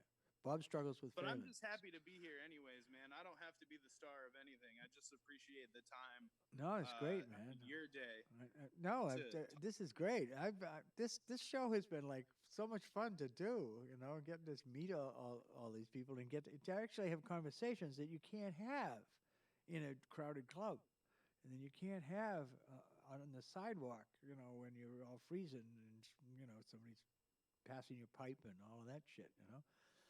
So yeah, but it's been really good, and it's helpful to me to build the brand a little, Right. in my sense, the whole recording thing, and all my other pseudonyms, Young Bobby and Bobby Kelly, and I can hardly wait for this thing to be over so I can go back to do my cabaret act in Keene, because I know this and the viral video is going to make a big difference to the people I draw. I hope. 100%. I would hope. If it doesn't, then there's something wrong. They don't like me. Oh no, they don't like me. I mean, you were saying you do that out in Keene, right? Yeah, yeah. Do you do that in the place that used to be the Railroad Tavern? No. It's that's where I dance. No, it's at the place Okay. that used to be Tony Clemente's restaurant. It's over across the street from the Okay. courthouse. It's great. These people are Machina Arts. I really can't describe what it is, but they're another one of these community people, and they're building a community, and they're building an arts community. And Danya just Right. offered me, 8:30 to 11. Originally, it was every other Wednesday, and then we went to Saturday. When we went to Saturday, it's once a month on Saturday because you got to leave Saturday is a big night, so you got to leave that open. But having a Saturday for myself, that's my Saturday. The second Saturday is mine, and they feed me and I get paid. So it's like, wow, this is amazing. What an opportunity. Thank you very much. Yeah. And she's like, well, what are you talking about? You're up there. You're doing great. And it's like, yeah, but I don't think of that. I really don't think of myself that way when I'm doing an act and all of that. That I'm thinking I'm just playing the piano, I tell this story about my last piano lesson, where the piano teacher says to me, "But Robert, you have a decision to make." And I said, "Oh, what's that?" And he said, "Well, you have to decide whether you want to be an instrumentalist or if you'd just like to play at parties." And I said, "Instrumentalist, 18 hours a day practicing, play at parties." So he says, "Well, okay, then you're all set. You don't have to take piano lessons anymore. Just go and learn. Do what you can. Learn the way you learn. Because I'm a song stylist. I'm not a pianist. I do things in a style." So that I've always looked at that as a, yeah, okay, I'm just playing at parties, and it was really uh, an insight came to me when a friend of mine was having a party, a Christmas party, and he had invited all of his friends over, and he's an Italian. And one of the people pulled me aside after I performed, and they said, "Bob, you look so happy when you're doing this. Why don't you do this for a living?" And I said, it's true. I could do it for a living, and I should have done it for a living. Maybe would have been better for me soul wise. But then again, I've got a nice pension. I got a big house here. I'm living in the country, and I'm doing this. I'm having another career. I got a career now in music. So Yeah. it's probably good enough, and probably a good way to come around to it this way. So anyway, I'm totally convinced that, oh yes, I am an artist. I'm an artist, so I can take myself seriously as an artist now. Whereas I didn't really do that most of my life. I thought I did, but I didn't. Now I know what it's like. Yeah, I think I remember. It might have been Miles and Lunar Landing at the Booking Bar. I had run into you, and I believe that you had been talking about something like that, where it's like, you know, the way that the circuit was set up, back in the day, is still similar probably to how it was. It's just now it's like, I don't know. I feel like now's a good time to be an artist. You know what I mean? It's more acceptable now as far as like being looked at as a viable option for a career. You know what I mean? Yeah. Whereas before, people are like, "Oh, you're a painter. Oh, you're an artist. You're this. You're that." Like you're not working at a law firm and hating your life every day. Like that's Yeah. not What are you legitimate. going to do Now I for feel real work? Yeah. Yeah. right. Yeah. I feel like it's not like that so much anymore. You know what I mean? This is like people actually make livings off of doing this sort of thing. Yeah, So selling their merch, traveling around the country selling their merch. I mean, that's it. Your stickers and albums. And there you go. Hey, you want to promote your merch? Hey, give a shout out. Tell them what it is. What is that? Tell them what it is. okay, all right. Hey, I have right here Koroneko EP, which is my first EP since I started. I did all the artwork. I had these pressed for me, drew my own logo, blah blah blah. Those are $7, or if you can't pay $7 and you'd rather pay $5, that's fine with me. We'll make a deal. So can they order them on your website, or have you got a website? Yeah, actually, sevenqrtrs.bandcamp.com. I have a merchandise section. Cool. This is my shirts right here. One of them, one of the designs that I have. It's kind of hard doing this when I'm not wearing them. Yeah, no, I get it. This I is get it. just You got to wear your brand, man. logo. Got to wear your brand. The logo in pink, and then the last one that I got right here, I have one more shirt design. This one is a little weirder to see, but this is a nice little cartoon version of me that I drew. Oh, cool. Yeah, that is. That's very cool. And with the logo. So yeah, those are $15 a piece. There you go. Yeah, people get on out there. I got to put this on the notes here on the stream here, so that people can see it again later when it comes up. And of course, I don't know where I'm going to put it. I know there's someplace I can put it, but for the time being, why don't I just stick it in the chat? There's always a good place to put things. And I would just say that's spelled out 7, S-E-V-E-N, quarters. SEVEN QRTRS. Oh, QRTRS, 7/4 at /Bandcamp or .bandcamp. I think it's .bandcamp.com is how it works. Bandcamp. And then there's a little clicky for merchandise. You can click the little clicky for merchandise and okay, merch.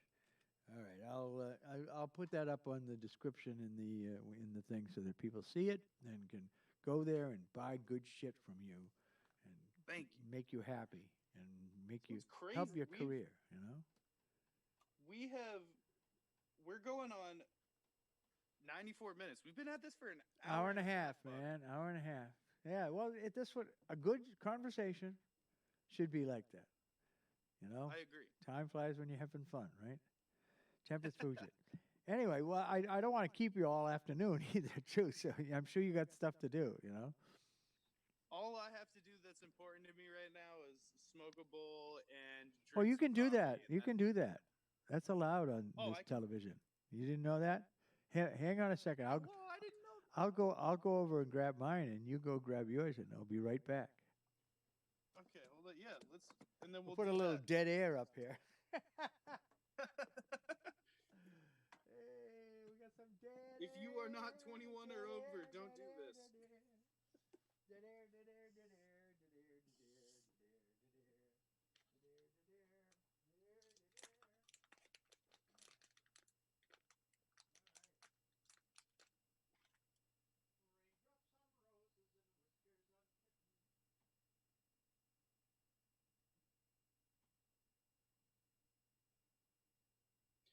What's up, YouTube people?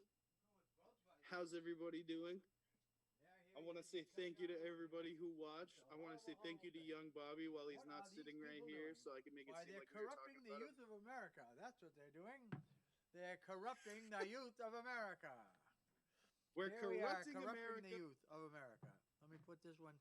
Again, this is the other part of the world. It's the only beverage that I allow in the studio is whiskey on the desk because I've never spilled whiskey on the desk. But I have spilled I can't see it. coffee on, It's a on the little desk. choppy. and What kind of whiskey so you drinking? coffee's not allowed anymore. All right, let's see here. Put on the headphones again so I can hear. Oh yeah. Hi, how you doing? Good. What kind of whiskey you drinking? I can't see it. Let's see that whiskey. What that was the end of some whiskey from Winchester, a little distillery in Winchester, New Hampshire, and I think they called it Chesterfield whiskey. And it was it's a bourbon. It's a very young bourbon, so it needed dilution, that's the secret of whiskeys. The cheaper the whiskey, the more dilution. You're better off diluting it more. If it's good whiskey, don't dilute it at all. Just add a drop of water. Get your eyedropper out, and release the flavor. And here my Glencairn glass here. I was gonna say I don't drink very often, but whiskey is the only liquor that I have a taste for. This is very tasty. For a 3-year-old bourbon, because the distillery hasn't been around very long, it's quite amazing. And now for something completely different. I bring out the gigantic. I should have the smaller one for the studio, but we'll use the big giant one. Oh, it's tasty. You want some? Here you go, Bobby. Oh, smooth, baby, smooth. Oh. Oh, we need two. Scientific weed.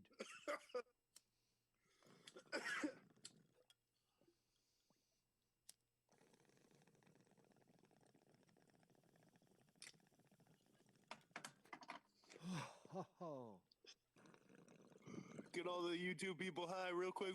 All right, all you YouTubers, I hope that you, because I am just a ganja guy. And I'll be one till the day I die. Ooh, yeah. I am not a guy who drinks a lot of alcohol. No, I'm just a ganja guy. And I'll be one till the day I die. But you know my cough will probably be the death of me. Oh, my favorite drug is THC. It's just like it was made for me.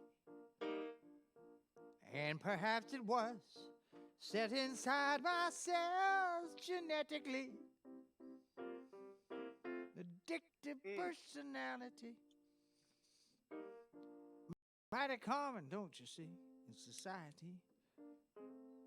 People are inclined to find a drug that tolerates.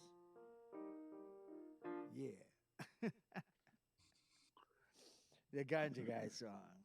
That was beautiful. Thank you. Yeah, there's a lot to that song. I changed it to that churchy feel a couple of months ago, and because it used to be, I used to do it, like the other one, and I said, it really needs that.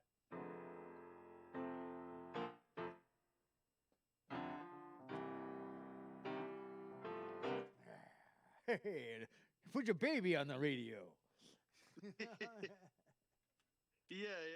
So that changed that a few months ago, and I've been sticking with it.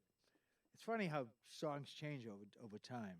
You redo songs. And, 100%. Yeah. Dude, I change my lyrics all the time. Oh, yeah? When I'm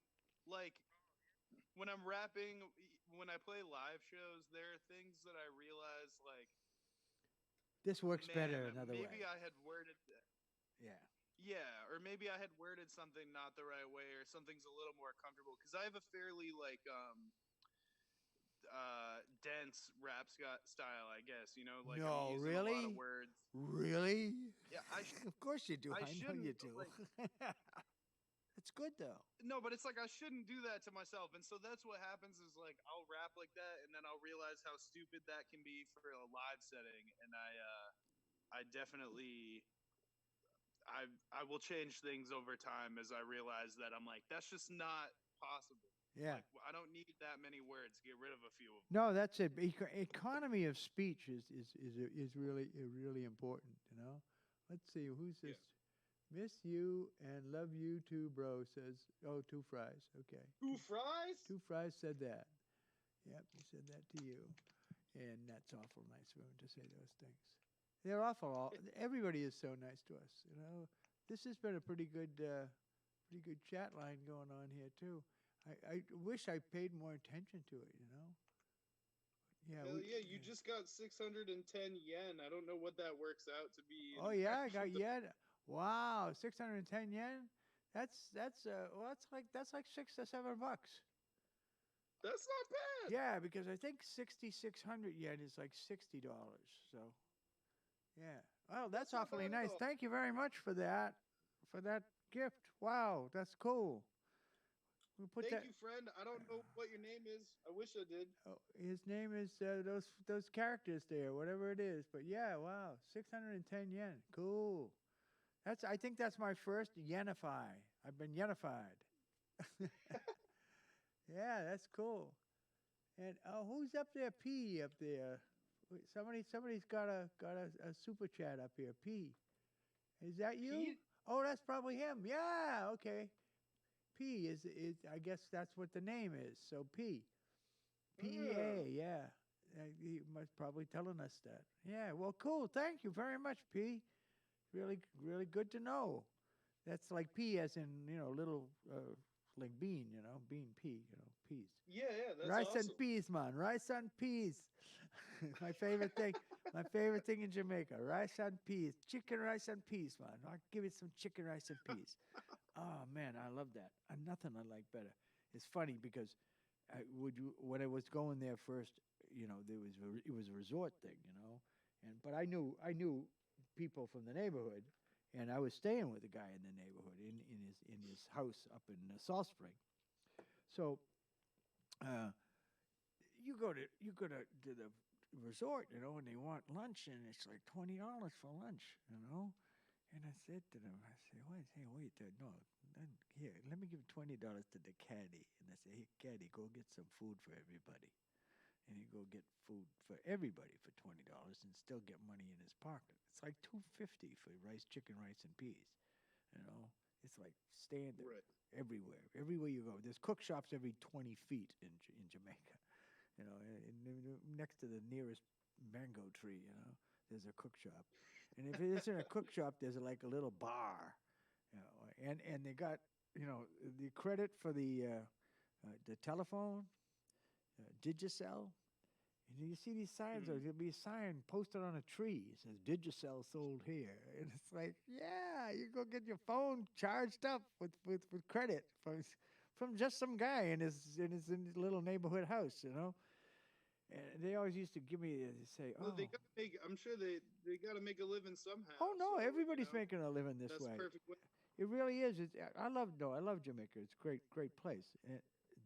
And one of the things that they would say to me a lot was, Bobby, we like it that you call it a neighborhood. And I said, what do you mean? And I says, I'm living up here with you. You're my neighbors. It's the neighborhood. So yeah, but people would call it the Right. ghetto or the slum. And I said, well, I don't see any slum here. I mean, I see all those shiny kids show up every day. They got 2 shifts of school a day. They got that many kids in Jamaica, so they have 2 shifts of school. One Wow. shift goes at one time, another shift goes at another time, and every one of those kids is shiny and bright at the top of right up at the main road, either walking to school or whatever, however they get in there, and they're all immaculate. I mean, their little uniform, and it's like, and these people are dirt poor, but they're Right. they're putting it. The money is there because they got to pay for school too. It's not like they get free school; they got to pay for it. So there's that, and then there's the uniforms, and then they're washing all this stuff with cold water and ironing, and they're all starched up, and it's like, man, this is amazing. Just amazing to me to see this, and it's Yeah, the they're finding a industry. way. They're Who living. cares? They're living. It's one of those things. Like people think that just like if you live in impoverished environments or if you're poor, like people just immediately think that doesn't mean or that means you don't take care of yourself or you have no values or anything like that. Like Yeah. people are just subject to the environment they're born in. So like people still find a way though. Well, it's It's the really thing. beautiful. I've never Yeah, been to Jamaica. I'd I love to. yeah, sometime. Yeah, but I mean, obviously, I had an advantage in that I knew somebody there, so I could go into a lot of these neighborhoods and be safe because I was young Bobby. I was actually they call me high grade, Right. high grade man, high grade, hey high grade. I, I was named that in the grill. I never thought. The guy says to me, I lit up a spliff at the bar in the grill, and the bartender said, "Hey, high grade, what are you doing there?" And my friend says to me, "Yeah, Bobby, you just got your nickname." I said, "What do you mean?" He says, "He just called you high grade." I said, "Yeah." He says, "Yeah, well, no, that's your nickname, man. That's now your nickname." I said, "Really?" I said, "Okay." And I took that with a grain of salt. I didn't think much about it, thinking, "Yeah, that's my nickname." Well, I go a day later, or maybe 2 days later, I'm at a golf course, Cinnamon Hill in Montego Bay. And this is miles and miles away from where I was. And there's a caddy riding on the back of a cart over a fair way away. And he raises his arm and he goes, "High grade dot!" Which means, is that high grade? And I'm like, you got to be shitting me. And I go, They all dot know high you grade. as Yeah, dot high grade, I say back, And yeah, they all knew. They all knew my nickname before I even thought it was real. Yeah. Because apparently everyone in Jamaica, every man at least, has a nickname. And usually they hang one on you that you don't like. And the more you don't like it, the more likely it's going to stay your nickname, Right, right. Yeah. Some people are embarrassed to tell you what their nickname is, but I was like, wow, I was thrilled that I had a nickname in Jamaica. I got a nickname, man. People know who I am. I say high grade, and they say, oh, that white bubby. I know him. Yeah, yeah. So yeah. I uh I I've met like a few Jamaican people and they are always the the funniest like I don't know they always have phrases that they stick onto and it just always makes me smile. Like I met this guy, he raps at rap night sometimes. I think his name is Mike. Uh-huh. But I knew him through my mom's like boyfriend when I was younger.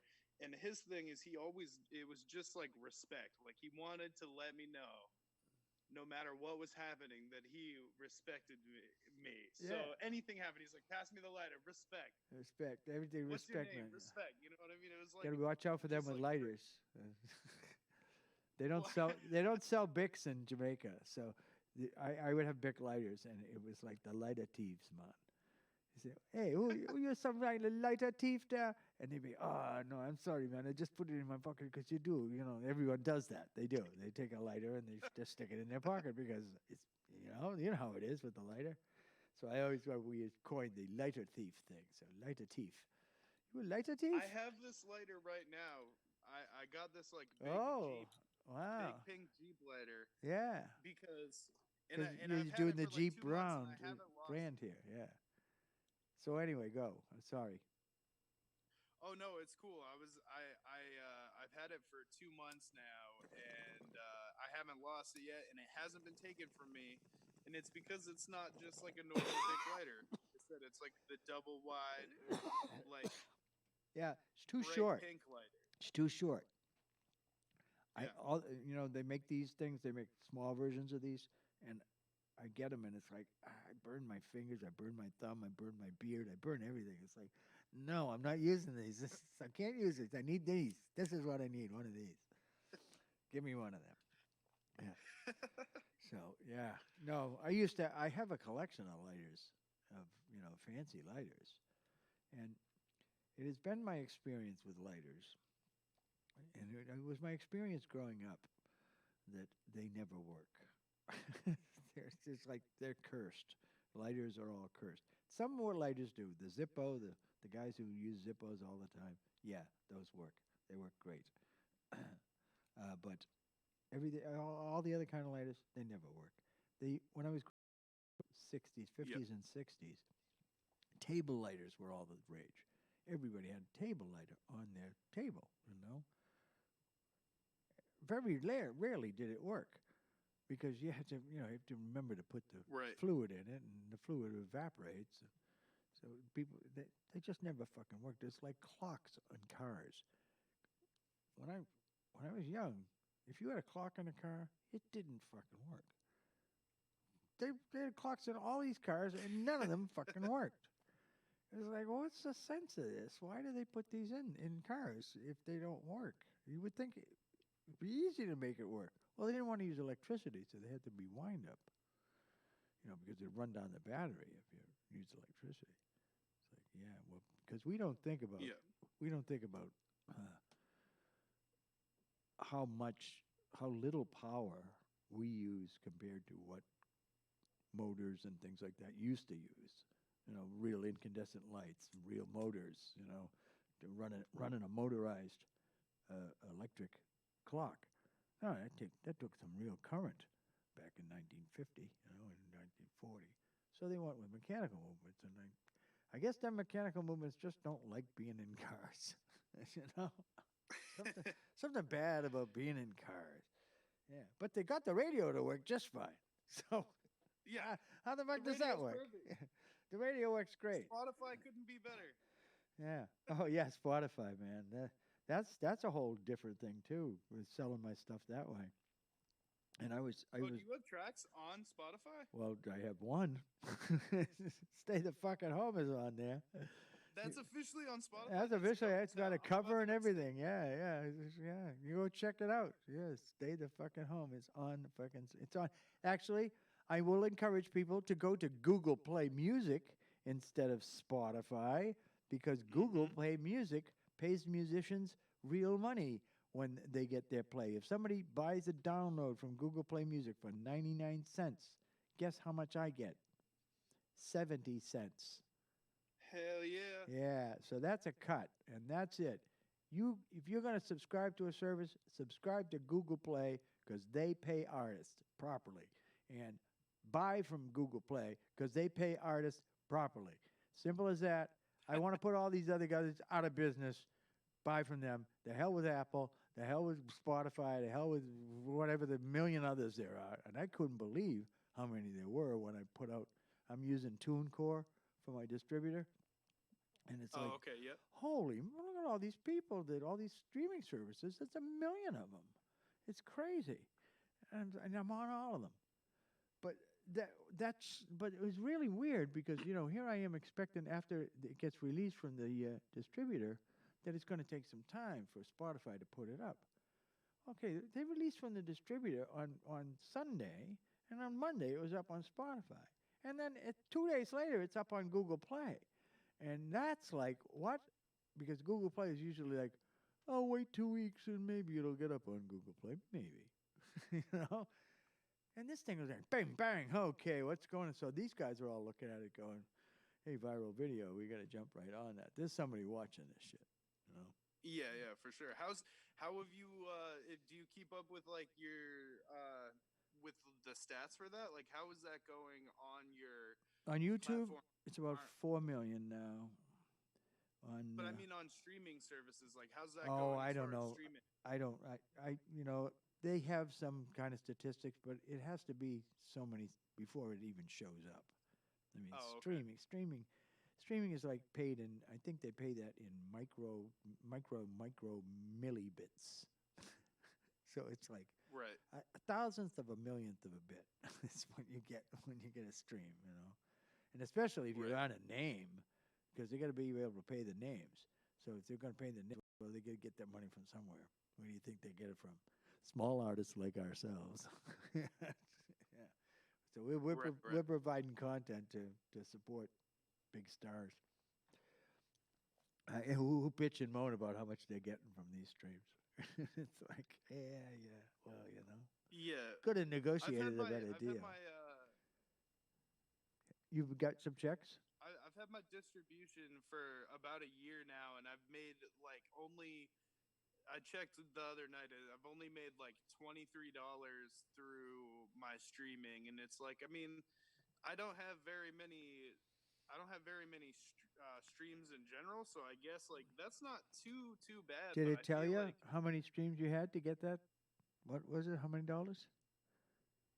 I got like $23, and Right. like you said on my Facebook, like I don't have anything on my Facebook and stuff. It's Yeah. been pretty minimal. Like, But do I they give haven't you a been number? taking- Do they say how many streams you had to get that $25 or? So I know that one of the songs that I have had like $6,000 or 6,000 streams, so it's above that. Like I Okay. don't know, like exact. I could check probably. I Yeah, wonder that's all if right. I mean, that I'm going to find out because eventually I'll start getting the reports. Just right now, what Storyful owns half of the well, actually 40% of the revenue on the viral video. Just because, Oh, really? yeah, because I wanted somebody to chase it, chase the pirates and all of that. Because it's driving me crazy. I couldn't deal with it, so I turned it over to them. Right. And that's what I gave them the money for.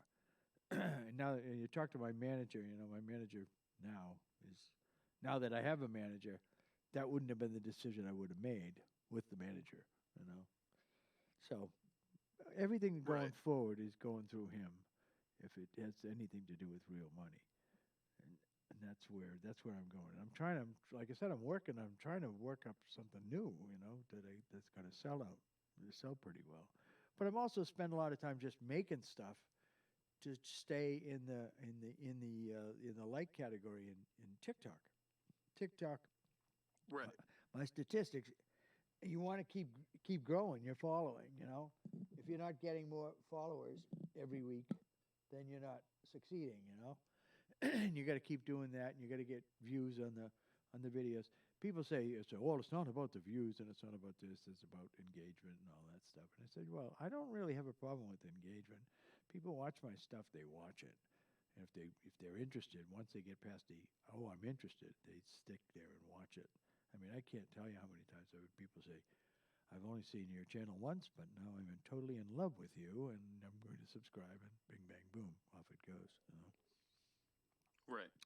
So yeah, you just have a personality that can be drawn to as well. Like beyond social media, like your personality is pretty consistent to like having met you a few times. Like your personality seems pretty consistent with, the social media presence and all of that. So that makes you like kind of have that likable draw, even if people don't watch your social media, I find that they engage with your content just based off of it like being you and you being like that sincere personality kind of, you know. Yeah, yeah.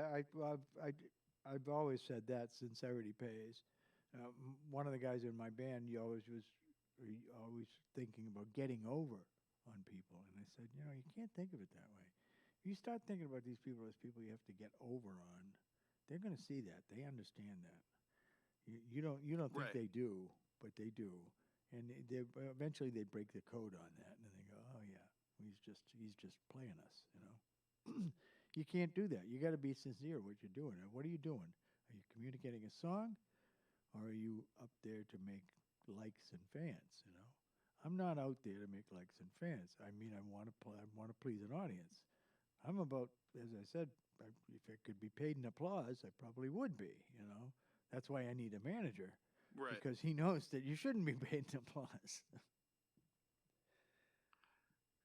Yeah, you should be getting paid for your creative output, which is like in this day and age, like getting harder and harder, especially not. Well, being no, able to actually, play it's shows and easier. stuff.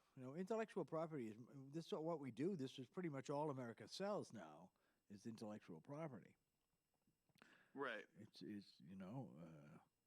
all Hollywood content, all the novels, all the music, all of that. That's all coming from this culture, and people are buying it.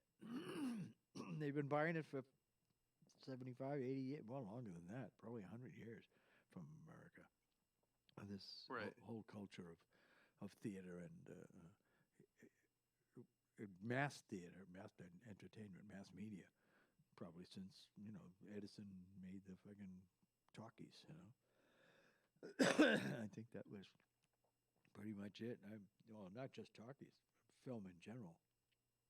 That whole thing. I have not done a lot of communicating through video, and now I'm doing a lot more. Obviously, I'm doing a lot more. Here I am talking with you. And yeah, for a good long time. fucking time. Yeah, and you got to get off. How long do your interviews usually last? Like, I let them go as long as they want.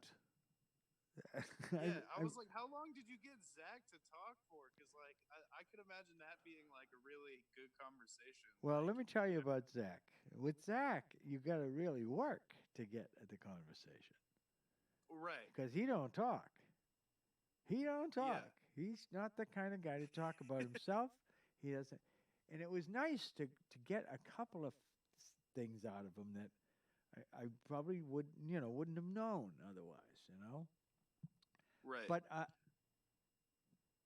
I have a tendency to go off on myself. So when I'm talking, when it becomes a conversation, it's a conversation between me and you. Well, sometimes the conversation is very heavily weighted towards this side of the screen because that's just who I am. I got a story for that. Hang on a second, I got a story for that.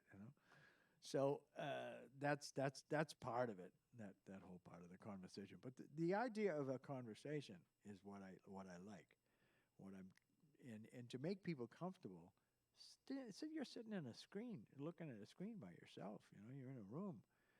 That you actually feel like you're sitting here with me and having a talk, and we're having a good time. Yeah. I mean, I think you're having a good time. I'm having a good time. I'm having a great time, man. See, exactly. So that shows that that's the essence of what this program is about. Is that conversation and what do you want to do? Hey, you want to play your CD? Go on, play your CD. Oh yeah, you want to talk about Jodorowsky? Let's talk about Jodorowsky. Yeah. I don't know. Anything you want. I'm fine. Let the conversation go where it may. That's what I like about conversation. It's like it should be able to go where it may. It's conversation. It's a thing. Converse. Yeah, right? Yeah. Converse. Yeah. It's verse against like the verse. shoe. It's against against verse. You have a verse and you have a verse and you have a verse and you have a verse against each other. This conversation. Yeah. So it's making verses together. Sentences. That's fantastic. Yeah, it is. It's all part of the fun. I love words too. Always have loved words. Sometimes. Yeah, you seem like you're well versed in like the etymology of a lot of words, which is pretty interesting to me. I had Latin, growing up. So even though I hated it, I failed it twice and got D's the rest of the time. But I remember more in Latin now than I ever did. People say words, and I go, "Oh, yeah, that's from the Latin. They do this." And I say, "Oh, good heavens!" And I got to say one thing: everyone in this country, at least, speaks Latin. When you were Yeah, because a lot of our words are based around Latin. no, but I like, mean actual Latin. We all know Oh, at really? least one Latin word. What'd you call shit when you were growing up? Oh man, I don't remember. Like Caca? Yeah, maybe. Yeah. Caca is Latin for shit. It's Huh. Latin slang. That's just used still to this day. So there you go. A 2,000-year-old euphemism. And you can say it in public, in polite company. You can say caca, you know? You try and say shit in polite Babies company, say you that, know? man. Yeah, exactly. Yeah, baby, you got a caca. Oh, caca. Oh, yeah, that's what it is. It's frigging Latin slang. So now you know something that you didn't know yesterday. Oh my god. One of my I'm glad. goals in life every day is to learn something new. And today I learned about you, I learned things about you. Yeah. So that was what I learned today. And you learned that you know some Latin. I learned more than that too. I learned how to say Yodorovsky, Yodorovsky's yeah. name correctly. Yeah. That's important. Yeah, well, if you ever met him, you don't want to call him, Right? hey, Joe. No, no, no, no. Yo, yo, yo, yo. Yo, yo, yo, yo, yo, yo. You know what, though? He'd be a funny motherfucker. I would think that meeting him would be just like, yeah, you're just meeting this crazy motherfucker that you had no idea that people like this existed in the world. People with imagination like this guy has. Oh, God. Right. Yeah. Well, I put some money into the Poesius and Finn movie. I sent them Patreon or one of them things, Right. contribution. So if you went to a certain level, he gave you something, and he gave me a poetic money. It's actual A poet. poetic money. It's actually money, but it's like, no, it's poetic money. It's and that the whole idea of life as poetry, and the one long poem, the poem without end, La Poesia Sin Fin. Yeah, and that this is like currency. This poetry is currency. And it is, and this is what I'm thinking. This whole business of America 2.0 and labor is capital. Same idea, except he's talking about intellectual labor. We're talking about the labor of poetry, the labor of love and communication. Yeah, emotional communication. Yeah. Anyway, who knows?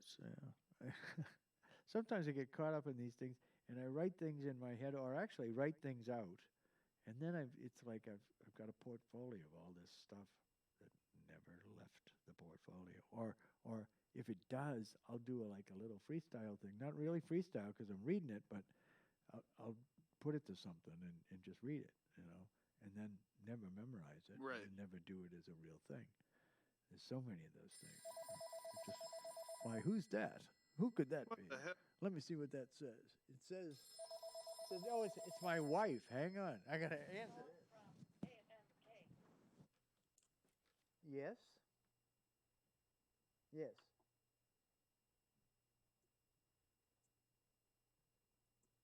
I'd love some Chinese food.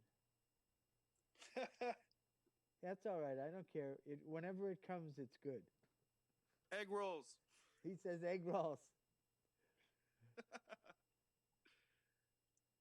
Oh, are you? Okay. All right. Oh, okay. Well, I'll be off the air in a second then. All right. I'll talk to you later. Yeah, chicken chow mein and I don't know. How about some of them teriyaki sticks? Yeah. All right. Oh, hang on. I'll yell. Hey guys, pick up the phone.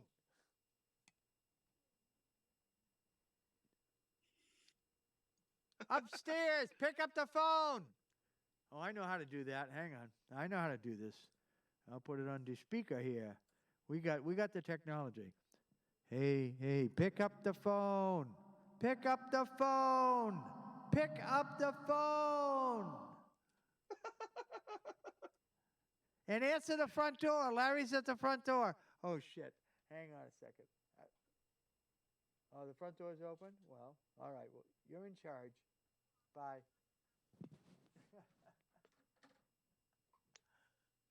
Well, how was that? That was a domestic moment.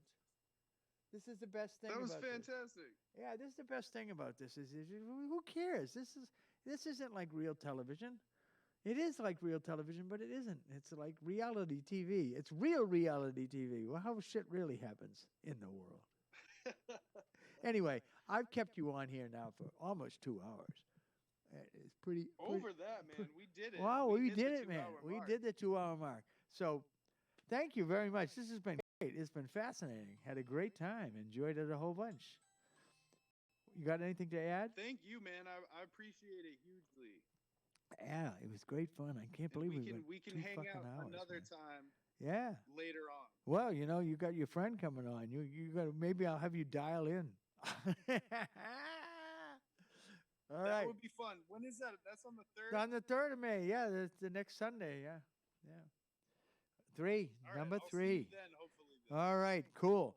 Well, ladies and gentlemen, it has been Phelan Ritchie, the famous Sevenqrtrs, knocking you dead. We're going to check out his site down there, Sevenqrtrs at bandcamp.com, and buy the merch, buy the CD, buy the shirts, buy whatever else he's selling there, and go see him when we return to normalcy. And if we don't return to normalcy, I'm sure he's going to start up a YouTube live channel.